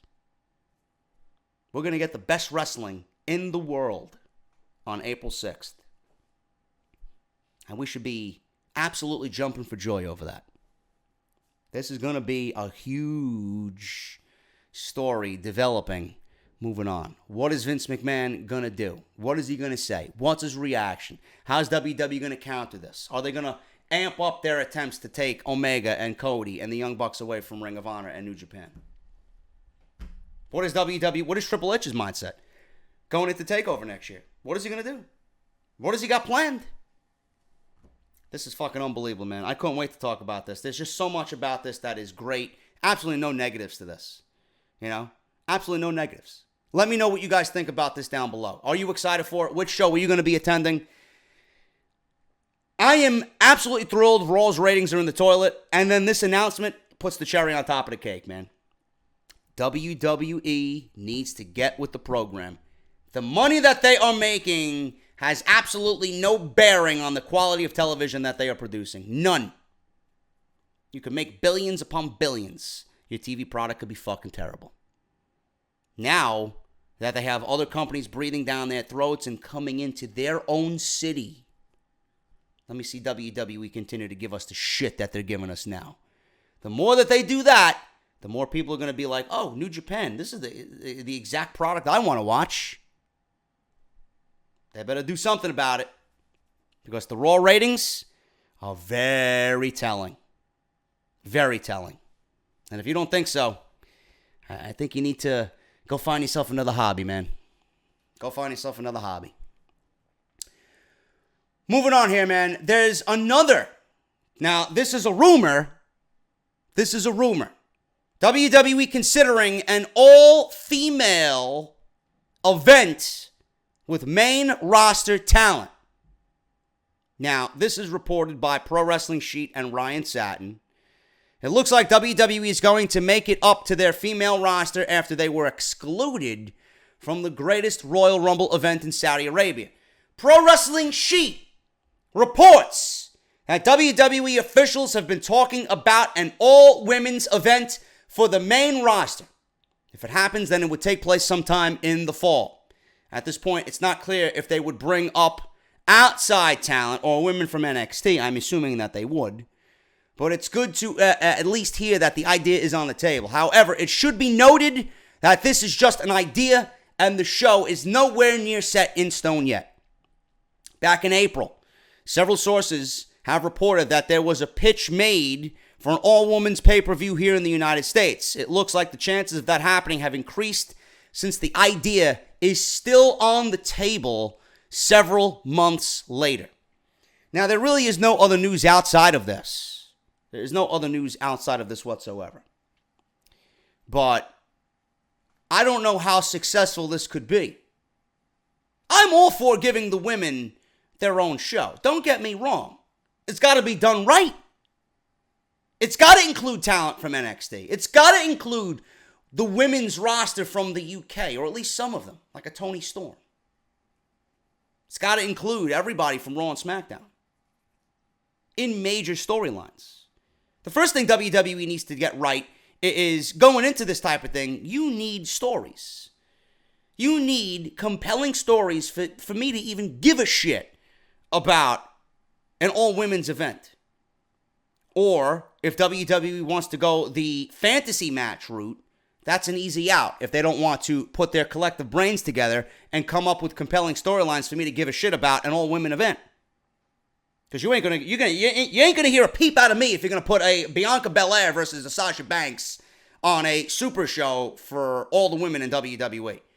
You ain't gonna hear a peep out of me if you're gonna put a Toni Storm versus a Ember Moon on an all-women show. You know what? Matter of fact, WWE should call me up and give me the fucking creative ideas to come up with matches for this show. How about that? Because the shit that they're doing now is downright fucking pathetic. Everybody's excited of the possibility of a big all-women's event. You do realize that there is nothing to be excited about. Don't get me started on the women. The women have been presented in such a fucking terrible way that is downright embarrassing to watch. And it starts at the top. Alexa Bliss and Carmella are not women I want to see leading separate divisions. That's number one. Number two, you got Sasha Banks and Bayley in this fucking childlike therapy session storyline that's going nowhere. The women have not been in a real storyline since I don't even remember. You had one with Sasha and Bayley, and WWE refuses to push it and push the envelope with it. WWE refuses to go back on what made the women's revolution special. You do realize who and what made the women's revolution special. It's the same two women that you got sitting in fucking Dr. Shelby's office, twiddling their thumbs, wondering, why am I even on Monday Night Raw? Can I go back to NXT, please? That's what the therapy session should be about. Not because they're fighting each other. These women are fucking mind-fucked. They are depressed about being on Monday Night Raw. That is all the reason you need to seek therapy. The women's revolution was built on in-ring action. In-ring action. The women's revolution is nothing but a political fucking agenda by WWE to just fit into today's society. Oh, look at our women. They're doing more than any other female athlete. They're getting all the chances the men get. But they're treated like shit. And the representations of your champions are fucking embarrassing. If WWE doesn't present this with storylines to make it intriguing, I couldn't give two fucks. I don't care. But WWE, if they want to make this special, Raw, SmackDown, NXT, all women's event, if it's going to be a one-time thing, this needs to be a SUPERCARD fantasy match type thing. You need to put a Bianca Belair against the Sasha Banks, or Bianca Belair versus Charlotte. The amount of matches you could make with the fucking women of NXT, SmackDown, and Raw. My God. My God. Do you understand what would happen? How great that would be? WWE needs to do something right by these women. This event needs to be everything that Raw and SmackDown is not. It's not set in stone yet. It's nothing but a rumor. But at this point, I'm not getting my hopes up. I'm not getting my hopes up of it happening. More than likely, it will happen. The more content WWE could get out there, the better. That's their fucking credo nowadays. But I'm not getting my hopes up of this being good. I'm not leaving this to WWE. I'm not leaving this in their hands to make it feel special. All you need to look is to Raw and SmackDown about how these fucking women are being fucking portrayed. They can't even book week-to-week television. You're going to have them book an entire fucking event? Come on, people. Don't be so gullible. Open your eyes. Sit back. Lean back. Let things happen. Don't get overhyped by WWE political fucking bullshit. You know, an all-women's event sounds good. But unless it's done right, unless it's done the way Bayley and Sasha started the women's revolution, then I don't want to hear it. I don't want to see it. I don't want to be a part of it. You give those women the outlet to fucking do what they do best, and that is wrestle. Otherwise, I don't give a shit. Simple as that. We'll talk about this more as more information is available, but that's all I can say on that. There really is nothing to be excited about at all. The women's event is in the books. Fantastic. This is WWE we're talking about. Have they done anything right? If it's a WWE Network special and it's done in the same vein as the Mae Young Classic or an NXT TakeOver, then leave it in charge of Triple H. Let him take care of it. Let him fucking take care of it. Moving on here, man, before we get to the Extreme Rules preview and predictions, I wanted to go over those two stories. They've been on my mind for the last 48 hours, so there you go. The women's stuff was announced on Wednesday. The Ring of Honor New Japan Madison Square Garden thing was happening on Thursday, so in the span of 48 hours, I wanted to get these two stories out to you guys because they are of massive importance, and everybody was asking me about them, so there you go. Moving on, man, let's hit these minor stories before we get into the Extreme Rules preview and predictions. Fandango is expected to be out for the rest of the year with a shoulder injury. WWE announced on Sunday that he will need surgery to repair a labrum tear. The surgery is scheduled for Tuesday, which has already passed. As noted, Fandango told fans on Twitter that he would be out of action for at least 6 months. There's no word on when he suffered the injury, but he was part of last Monday's main event tapings just prior to Monday Night Raw. He teamed up with Tyler Breeze, his tag team partner, and Bobby Roode to defeat the Ascension and Kurt Hawkins. Great job there, Bobby Roode. You are now amongst Titus Catering Elite. Awesome. Goes from NXT champion and the best heel in the business to serving fucking paper plates and napkins in Titus Catering. Good job there, WWE. Fandango out 6 months. You know, this, A, it makes WWE's tag team division even worse. B, he wasn't even on Raw to begin with, so I'm pretty sure you are not going to miss him at all. The one thing I'm concerned about here is Tyler Breeze. What do you do with Tyler Breeze? Tyler Breeze has been in a tag team for God knows how long with Fandango. They've been the Fashion Police, Breezango, whatever the fuck you want to call them. What are you going to do with Tyler Breeze? I'll tell you what I do with Tyler Breeze. I get him on the phone. Bro, come down to NXT. We'll book you for the next 6 months in NXT. This is when WWE needs to do a talent exchange or a talent initiative.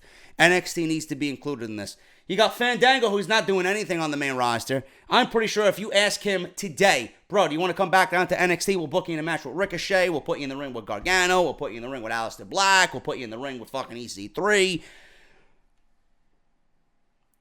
Take my fucking money, man. Put Tyler Breeze down in NXT and give him the fucking pretty boy gimmick and put him in a match with Velveteen Dream. You tell me that match wouldn't fucking tear the building down. You mean to tell me that wouldn't be a match of the year candidate at the end of the year, bro? No, but he's okay on Monday Night Raw, though, just going around, throwing t-shirts at the Riot Squad and giving fashion tips, right? This guy was on the verge of being fired. And this was his last chance at redemption here. Otherwise, he was gone. He passed with flying colors. I loved his gimmick. It reminded me of part Shawn Michaels, part model Rick Martel. I mean, you can't get any better than that. He played it to a fucking T. Perfect. Why isn't this guy on television? Why isn't this guy vying for the Intercontinental Championship? This is absolutely fucking criminal, man. If I could close my eyes and be in charge of WWE, you don't know the changes I'd make. This company is fucking pathetic. It's as if they hate wrestling. It's as if they hate wrestling. Tyler Breeze is the quintessential perfect Intercontinental Champion. He reminds me so much of what I loved growing up. A guy who can fucking work with a gimmick that is, I wouldn't say it's main event worthy. I wouldn't say it's world title worthy, but my God, the guy can wrestle circles around anyone on that roster. Why that isn't being utilized is fucking absolutely a sin in itself. With Fandango out, I put this guy back down in NXT and revamp him, and I bring back Prince Pretty. Don't quote me on this. I'm sure someone's going to steal this on social media. Prince Pretty, Tyler Breeze versus Velveteen Dream. Take my fucking money. If you wouldn't want to see that on a takeover event, I don't know what the fuck you're doing here. Speaking of injuries, Jim Ross diagnosed with issues involving both his lungs and ribs due to the G1 special in San Francisco. We noted Jim Ross here had to go to the hospital. I mentioned this on Off the Script Extra.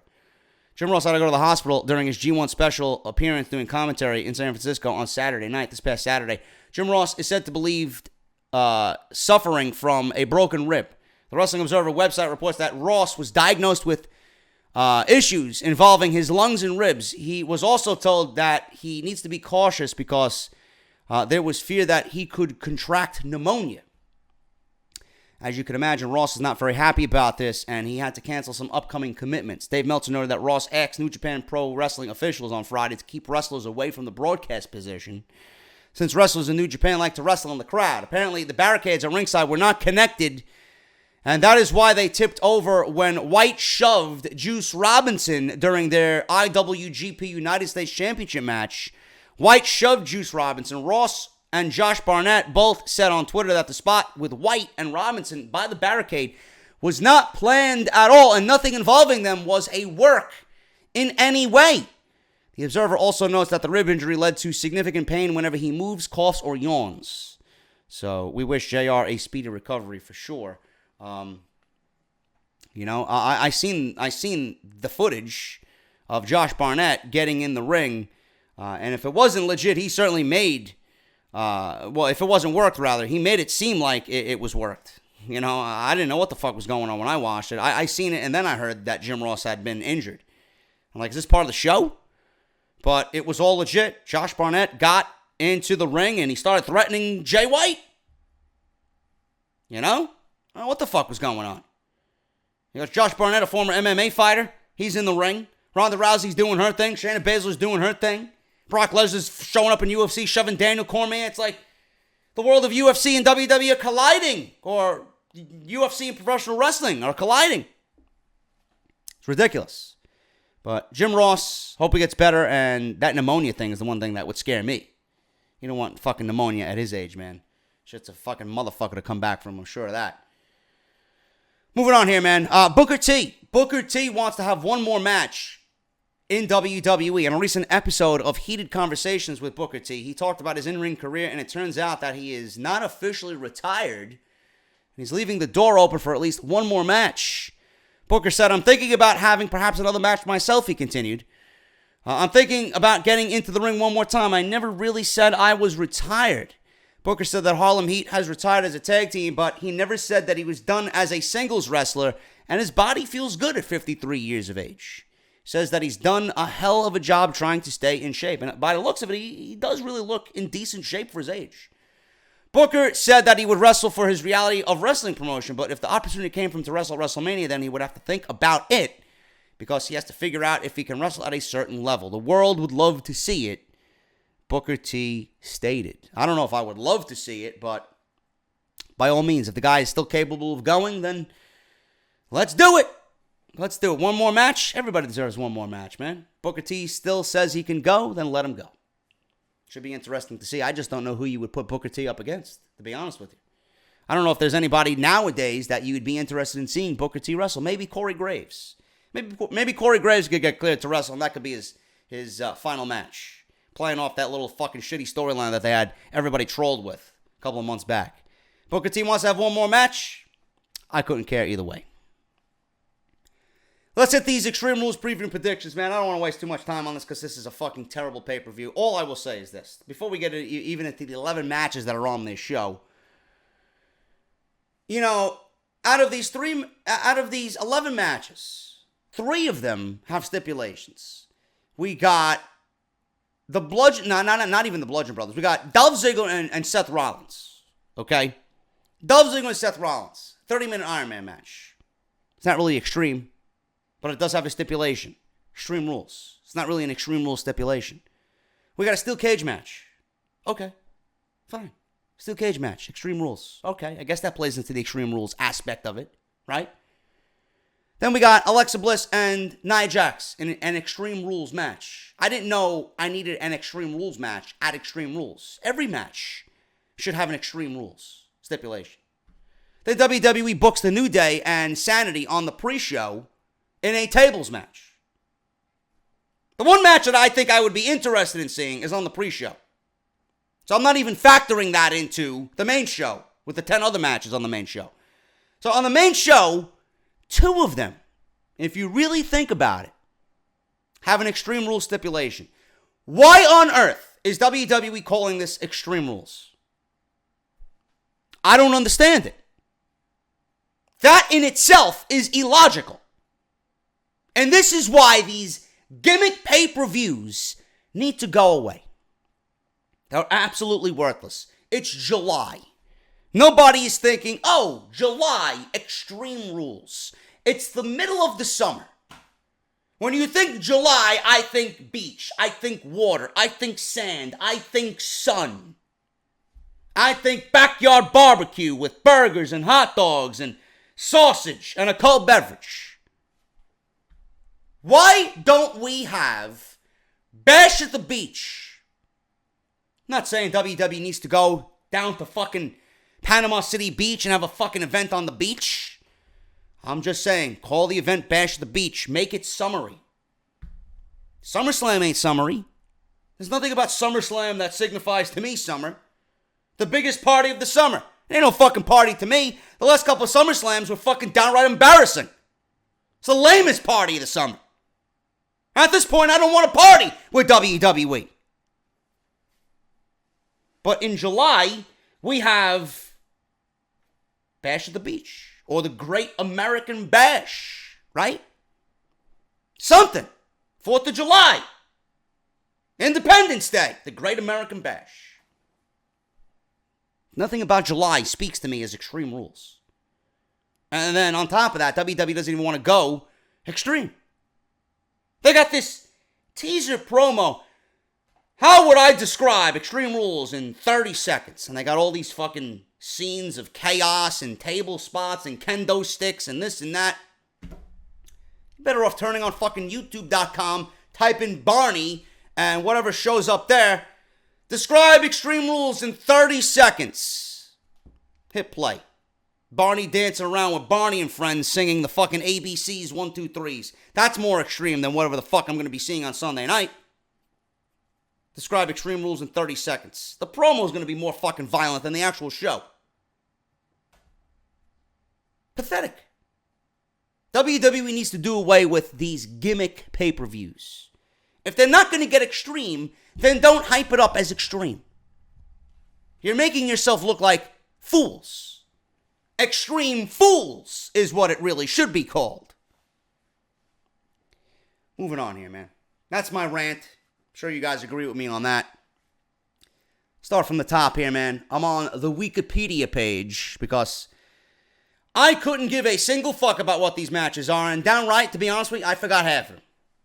Don't even give a shit. Alexa Bliss versus Nia Jax. Alexa Bliss is your Raw Women's Champion, going one-on-one with Nia Jax, who was a heel, bullying Ronda Rousey, and now all of a sudden is a babyface against Alexa Bliss. The world goes round and round, and Nia Jax is heel, face, heel, face, heel, face. Let's call her Big Show. This is an Extreme Rules match for the Raw Women's Championship. I did mention on my Monday Night Raw review that Nia Jax did show some intensity here. Now, there were rumors going around that Nia Jax and Alexa Bliss do not like each other. That Nia Jax has some weird backstage heat because she unfollowed Alexa Bliss on social media. And you want me to say what to that? Nia Jax and Alexa Bliss don't like each other. If they don't like each other in real life, they don't like each other on TV, why would Nia Jax be following Alexa Bliss on social media? Alexa Bliss stole the title from Nia Jax at Money in the Bank. Why would you befriend her in any fashion on social media? Doesn't make sense. But apparently these two have real life backstage heat. Nia Jax threw a comment about Alexa Bliss's new tattoo about overcoming anorexia. Whatever it is, man, I don't give a shit. When I look at Alexa Bliss, I see nothing but a Barbie doll packaged in a nice box down aisle fucking 7 of Kmart, down the toy aisle. You know? Nia Jax, she had a great match against Ronda Rousey. I'll give her props. But Nia Jax, I'm not really looking at anybody, or I'm not looking at Nia Jax as anybody that is going to be extreme. And WWE set up. They are telling the story of Ronda Rousey sitting at ringside during this match. Ronda Rousey is going to be in attendance for Extreme Rules during this match. Now, her suspension is coming up relatively short, soon. And I believe that they're going to hype an Alexa Bliss Ronda Rousey match at SummerSlam. Nia Jax has no chance of winning this match. Alexa Bliss was given the title for one reason and one reason only, and that was to drop it to Ronda Rousey. We didn't think about that when it happened. All we did was bitch, moan, and complain. Alexa Bliss is being pushed like the female Roman Reigns. But then after the fact, we realized what WWE was doing. Alexa plays a good antagonist. Alexa plays a good villain. She plays a good heel. She can't wrestle fucking herself out of a paper bag. And she's very lazy and her work ethic sucks and she takes the cheap way out. And she works as little as anybody that I've ever seen. And I know, because I know people who know people in WWE. And they tell me what they tell me. So when you ask me, JD, how do you know? How dare you talk about Alexa's work ethic and the fact that she does as little as everybody else? It doesn't take anybody to tell me anything. I see it. I see it. What did she do in Money in the Bank? Nothing. What did she do inside the Elimination Chamber? Nothing. What did she do at WrestleMania? Nothing. Just walk on by, doing as little work as possible, and be handed a women's championship. That's Alexa Bliss. Alexa Bliss is going to win. How they get Extreme, nobody knows. But Alexa Bliss will go into SummerSlam as the Raw Women's Champion, hopefully to drop it to Ronda Rousey. Alexa Bliss will retain the Raw Women's Championship. AJ Styles versus Rusev. AJ Styles coming into this thing as the WWE Champion. Rusev, the challenger. This is a one-off match. Nobody expects AJ Styles to lose the WWE Championship. This is not main eventing. This is not anywhere near the main event. Some people have already stated that they wish that this match would open the show. Because AJ Styles is hot. He's a babyface. Give the fans Rusev Day to open the show. Start the show off hot. Why the fuck not? The WWE Championship is fucking worthless at this point anyway. AJ Styles hasn't main evented one pay-per-view all year. If that is not a telling sign of what WWE thinks of the WWE Championship, I don't know what to tell you. It's fucking sad. It is absolutely fucking sad. Rusev Day right now is being used as just a means to an end. Let's get through Extreme Rules. Everybody loves Rusev Day. Everybody's lobbying for Rusev to get a World Championship match. This is it. This is it. I knew this match wasn't anywhere near the main event. It shouldn't be near the main event. It shouldn't main event the show at all. The WWE Championship should always main event the show no matter what. But we're talking about WWE here. This show is not going to be main evented by AJ Styles and Rusev. No way. No way. The WWE Championship should be in the main event, especially on this show, but it will not. I don't know where Rusev goes here following this match. That's the only thing I really can't put my mind to and think about. I don't know where he goes from here. But this is a great showcase for Rusev. This is going to be a showcase match to hopefully land him a future title reign. Maybe. You know? Rusev's biggest match up until this point was the match he had with John Cena. And if Rusev can wow people here with AJ Styles, which, if I'm a betting man, I'm going with Rusev wowing people against AJ Styles. AJ Styles works good against everybody. Everybody. Rusev is a very good wrestler. And if he can prove himself with AJ Styles, I think Rusev is going to be better off for it. And he's going to open eyes. We know he's not going to win. So go in there and give me the best fucking match of your life and wow every person in WWE management. So they have no choice but to push you. So I think that's what's going to happen, and that's what this match should be used for if you're Rusev. AJ Styles is going to win. Where AJ Styles goes from here with the WWE Championship, I see Samoa Joe soon after this challenging for the WWE Championship heading into SummerSlam. The Deleter of Worlds, Matt and Bray Wyatt versus the B-Team, Bo Dallas and Curtis Axel. Now, if we go with Wrestling Etiquette 101, and what we've seen on Monday Night Raw was any indication of WWE storylines, the B-Team has gotten the best of both Matt Hardy and Bray Wyatt for 4 weeks in a row now. So that would lend to the B-Team losing at the pay-per-view. I think the B-Team act is tired. I think the B-Team needs to go away. I don't think they are going to be pushed after this. They are not entertaining. WWE took a chance on them. They did not deliver. The tag team division is fucking awful. I would not go with the B-Team getting a token title run here, only to drop it to a team like AOP or right back to the Hardys. The B-Team is in no position to be tag team champions at all. There's no reason why Matt and Bray should lose this match. None. I couldn't give a single fuck about the tag team division, let alone this match. Matt and Bray Wyatt going to win. They're going to retain the titles. The B-Team goes away because, like I said, they were given an opportunity and they just did not deliver. They are not entertaining. They actually were dressed up as Matt and Bray for the entirety of this feud. Backstage segments mostly. They finally came out and did it live in the ring and they didn't get any reaction whatsoever, man. They got a chance. It just didn't work out.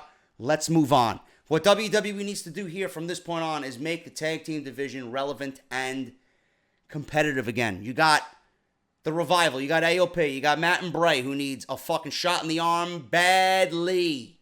As bad as anybody. You got Jason Jordan floating around in the back cleared. Chad Gable's way too talented to be sitting and catering. Get American Alpha back together. You got some decent teams there. On top of that, you got Drew and Ziggler. That's a tag team division right there. That's something that they could work with on a weekly basis. Not this fucking B-Team shit. B-Team's going to lose. I'm going with Matt and Bray the Leader of Worlds, retain the Raw Tag Team Championships. The SmackDown Live Women's Championship. James Ellsworth would be suspended above the ring in a shark cage. Asuka has been grade A idiot babyface for the entirety of this feud. I don't think she's going to win here. I think WWE, by some fucking bullshit way, is going to have Carmella win this match again. Because if Ellsworth is involved, no matter if he's in a shark cage or not, he's going to get involved in some way. WWE can spin this however they want. Ellsworth can slide through the cage and fucking dangle down to the ring and interfere in the match and cause a DQ. James Ellsworth can take something out of his trunks and drop something down from the cage to Carmella to use and cheat to win. Ellsworth is there for a reason. WWE seems to love their fucking shark cage. I wish WWE would put Ellsworth in a shark cage in shark-infested waters. He'd actually find a purpose for himself then. This guy's awful. How this guy's seeing more television time than fucking Ty Dillinger is beyond me. This guy's got more television time than Samoa Joe on SmackDown Live. James Ellsworth is there for a reason. James Ellsworth was brought back because Carmella's title run was failing. They enlisted James Ellsworth to somehow spark some interest in Carmella's title run. It has done nothing. The guy is a sheer embarrassment on television. This guy is channel-changing worthy garbage. This cannot end soon enough. I hope this all leads to Asuka winning the championship eventually at SummerSlam. And if WWE is smart, they would take the title off Carmella. They would invoke that stupid fucking rematch clause on SmackDown Live and then book Asuka versus Becky Lynch at SummerSlam. Carmella headlining a SmackDown Live women's match at SummerSlam isn't making SummerSlam the best it could be. I'm being completely honest with you. Carmella should be nowhere near the world title or the women's championship. Nowhere. If you're not booking Asuka walking into SummerSlam as your women's champion, then you have fucked up. I'm going with Carmella. I don't put it past WWE to continue this fucking cringeworthy garbage into SummerSlam. Asuka's looked like an idiot for weeks now. Why not continue it on Sunday night? Carmella's going to retain. The Bludgeon Brothers, Harper and Rowan versus Team Hell No, Daniel Bryan and Kane. I wish they would go away too. Cringeworthy garbage. This thing needs to end after Extreme Rules. We need to get back to serious Daniel Bryan. Kane is old. Kane is irrelevant. Kane should be doing mayoral duties. He should not be on fucking television. Apparently the people who are running against Glenn Jacobs are poking fun that he's back wrestling under the red mask. I don't blame them. The more he dons the red mask, the more he becomes a sheer embarrassment. I don't give a fuck who you are. Team Hell No should have never been brought back, period. This was a novelty nostalgia act that was going to wear thin after a week, and that's exactly what happened. The bickering and the fucking moaning and the back and forth and them getting a title shot out of nowhere when you got teams like the Usos, the New Day, Sanity, the Bar. Team Hell No is getting a title shot. I feel like the only reason Team Hell No was even brought back to feud with the Bludgeon Brothers is because the Bludgeon Brothers were dying a miserable death on their own. WWE failed to do anything with them. WWE failed to get them over. Now people care about the Bludgeon Brothers because they're in the ring with Daniel Bryan and Kane. I would not be shocked if that's the reason. Now, people are talking about The Miz interfering in this match. From what I know, The Miz is going to be in Washington, D.C. at the celebrity softball game during the MLB All-Star Weekend, which is being taped. It's going to be shown on Tuesday, I believe. Monday or Tuesday. I don't know how far Washington, D.C. is from Pittsburgh, but people have stated and people have predicted that this match could go on later in the show. That would give The Miz ample time to come from Washington, D.C. all the way to Pittsburgh and interfere in this match, causing Team Hell No to lose, starting The Miz versus Daniel Bryan at SummerSlam. That could be the case. Very well could be the case. I don't know. All I know is I don't think the Bludgeon Brothers are going to lose. Even if The Miz is there or not, I don't think the Bludgeon Brothers are going to lose. I think the Bludgeon Brothers have not had a lengthy enough run as tag team champions. I think the Bludgeon Brothers haven't done anything with the tag team championships at all. And Daniel Bryan should be nowhere near a tag team championship. He should be vying for a world championship. But that is all depending on his contract, which we don't know yet. But more and more information is coming out, and the more likely Daniel Bryan is going to resign with the WWE. And if that's any indication, get him away from Kane and put him back in a meaningful program and give me the Daniel Bryan that we expected upon his return. Not this fucking childish bullshit with Kane. The Bludgeon Brothers are going to retain the tag team championships, and hopefully Team Hell No is no more. Dolph Ziggler versus Seth Rollins with Drew McIntyre for the Intercontinental Championship. Iron Man match, 30-minute Iron Man match. Now, when I think of Iron Man match, I don't think of 30 minutes. I think of 60 minutes. These guys could go every bit of the 60 minutes, and I would be very pleased. Why we're not getting a 60-minute Iron Man match, but WWE wants to load this fucking show up with Finn Balor versus Baron Corbin and other garbage that I don't really give a shit about. Braun Strowman versus Kevin Owens. Who wants to see that garbage? Who the fuck wants to see Finn Balor versus Baron Corbin? Taking away time from Rollins and Ziggler. Now, what match is going to main event the show? We all know Mr. Big Dog, Roman Reigns versus Bobby Lashley is going to main event the show for absolutely no fucking reason. And if WWE is smart, they would keep this match away from the main event, but they won't. They won't. Vince McMahon needs to pitch a tent in his fucking trousers on Sunday night, so he needs to see his lover, Roman Reigns, in the main event for absolutely no reason. No title shot, no title, absolutely no reason whatsoever why these guys are even fighting. Oh, I'm better than you. Oh, Bob left 10 years ago. Roman can't get the job done. What are you fighting for? Are you fighting for the VIP spot at Titus's fucking catering table? What are you fighting for? At this point, that may be more valuable than the Universal title. To be honest with you. I don't know. Are you fighting for a year full of Chipotle burritos? What are you fighting for? That actually made, that to me anyway, that's actually more valuable than the Universal Championship. But if I was to choose a main event, clearly the WWE Championship. I went on a whole fucking rant as to why the WWE Championship should be greater than everybody. Why no man is bigger than the WWE title. Roman Reigns apparently is bigger than the WWE Championship, which is just disrespectful to not only the title itself and the lineage of that title, but AJ Styles. But we all know AJ's not going to main event this show. But Ziggler and Rollins has every bit of a main event going for it. I would love to see Ziggler versus Rollins main event this show. What do you do with this match? You know, people are mentioning Dean Ambrose. I mentioned Dean Ambrose on Monday night. You know? I mentioned Dean Ambrose on Monday night, and everybody wants to fucking take my idea and spawn it off as their own. I've been mentioning Dean Ambrose for fucking months, turn on Seth Rollins. Now, I heard Dean Ambrose might not even be ready till after SummerSlam. That could be just a way to throw people off, but clearly, Rollins is going to need some sort of backup. He ain't going to get it from Roman because Roman's going to be busy with Bob. Unless Drew McIntyre gets himself kicked out, you know, I could certainly see McIntyre causing Rollins a fall in the match and then eventually gets kicked out and Rollins wins the title back.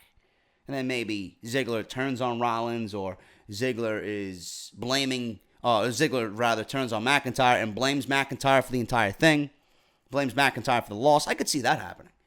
But the Dean Ambrose situation is very intriguing. You know, I'd love to see Dean Ambrose come back and even the score, even the odds here with McIntyre. Rollins and Ambrose, who were former tag team champions on Monday Night Raw against Ziggler and McIntyre.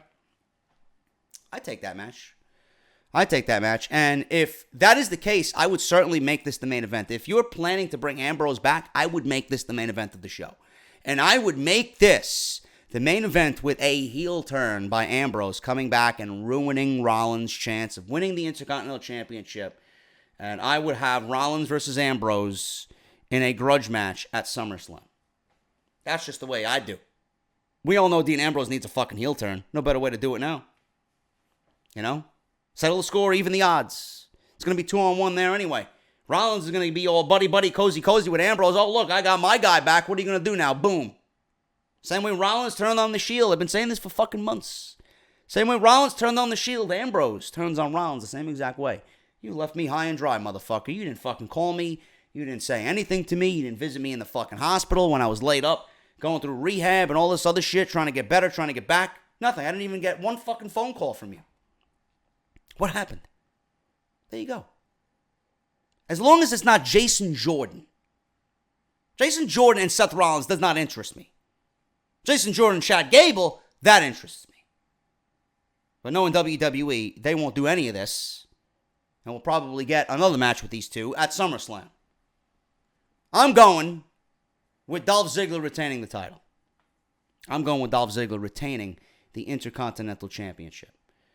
Because why would you take the title off Rollins for 3 weeks only to give it to Ziggler and then give it right back to Rollins? Unless you have a fucking plan in place. None of that makes sense. None of it. Unless Ambrose, and you knew of Ambrose coming back with his return, taking the title off Ziggler at this point does not make sense at all. I'm going with Ziggler. He's going to retain. Roman Reigns, and if you guys want me to give you a scorecard here, I'm going to go with Ziggler 3, Rollins 2. That's what I'm going with.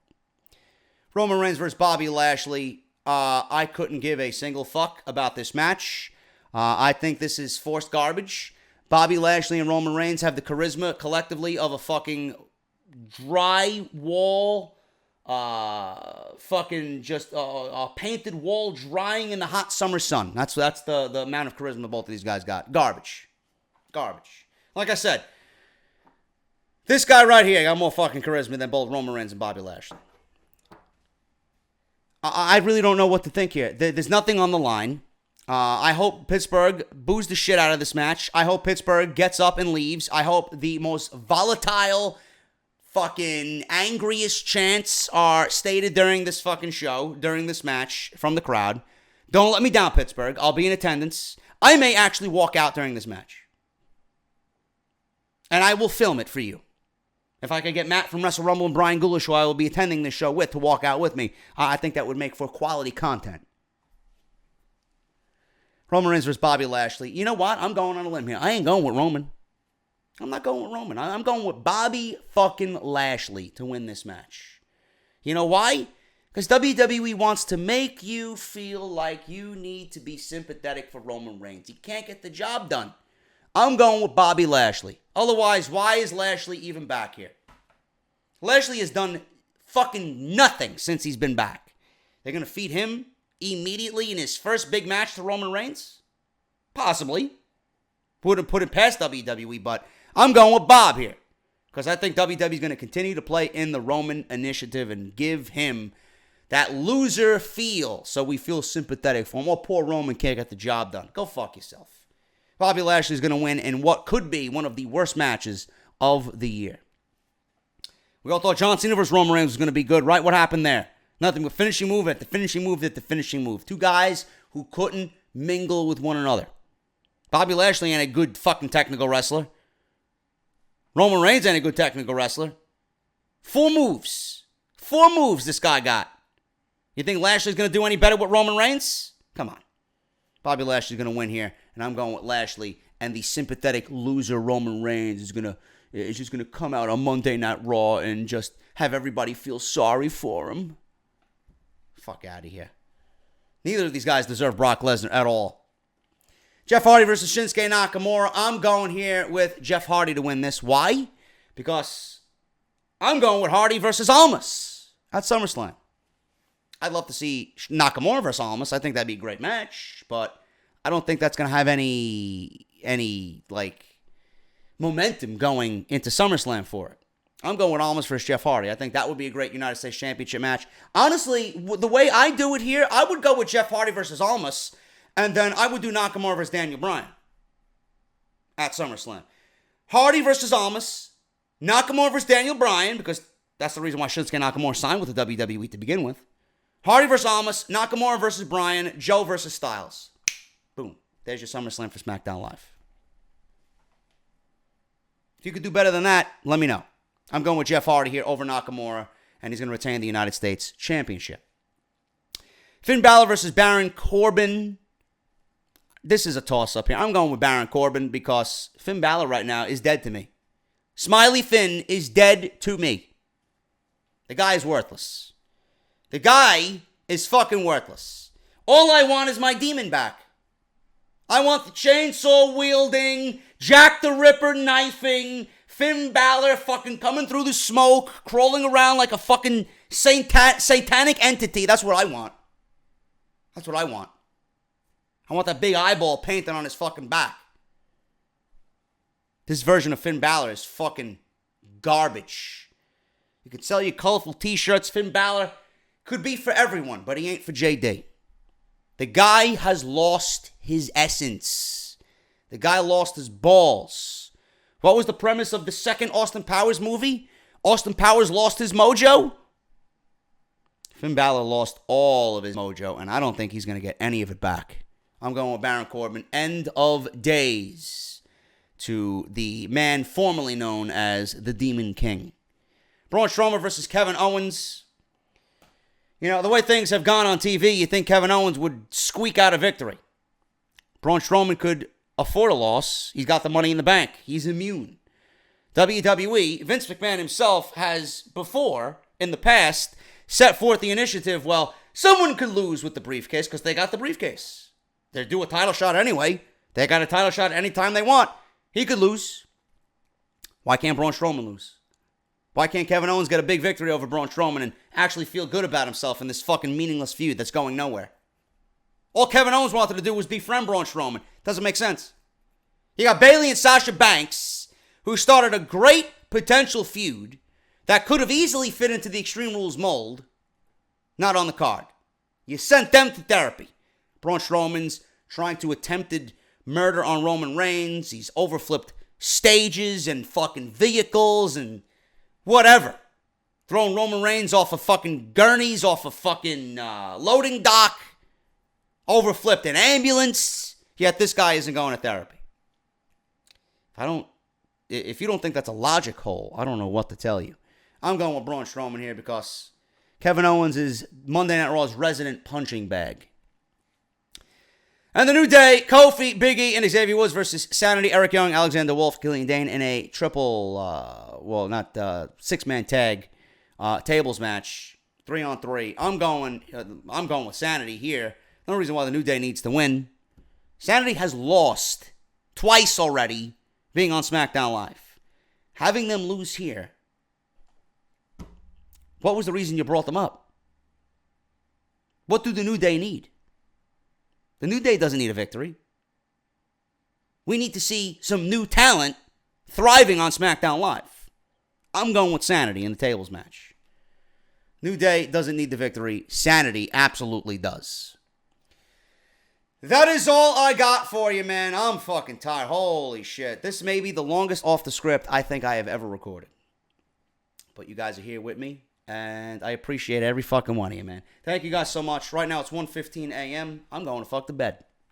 You guys will see this at 5 p.m. on Friday afternoon. Thank you guys so very much, man. If you enjoyed the video, hit that thumbs up. If you are new to the channel, please subscribe. Hit that subscribe button down below. We are nearing 94,000 subscribers. If you missed Monday Night Raw, SmackDown Live, NXT, Off the Script Extra this week, go and check them out. Links will be in the top right corner in the annotation. Go support my brother's band, Legionary, man. Badge of Honor are now available for purchase. Bandcamp.com. I will leave you his Legionary Bandcamp down in the description. Please go and check that out. Please support the show, man. Barbershop Window for your official off-the-script merchandise. Barbershopwindow.com/off-the-script. Let me pull up these little windows here, man. There you go. You got barbershopwindow.com/off-the-script. You got harrys.com/script for your free trial shave set. audibletrial.com/off-the-script for your 1 month free of Audible and 1 free audiobook. And then Wrestle Rumble with Shane Douglas, the franchise Shane Douglas. Terrace on 5th, 4 to 6 p.m. Pittsburgh, Extreme Rules pre-party, right across from the PPG Paints Arena. And that Saturday night, we're going to have a meet and greet, Wrestle Rumble Off the Script meetup event from Las Vegas Mexican restaurant in Market Square, downtown Pittsburgh, man. Can't wait to see you guys out there. It's going to be great, and I'm getting out of here, man. Thank you all so very much. This has been part 1, a very eventful part 1. Hope you guys enjoyed it. Hit that thumbs up, like I said, and I will see you guys tomorrow, Saturday. I'll be in Pittsburgh, but I will see you guys right back here on the channel for Off the Script 230, part number 2. Have a good night. I'll see you guys tomorrow for part 2.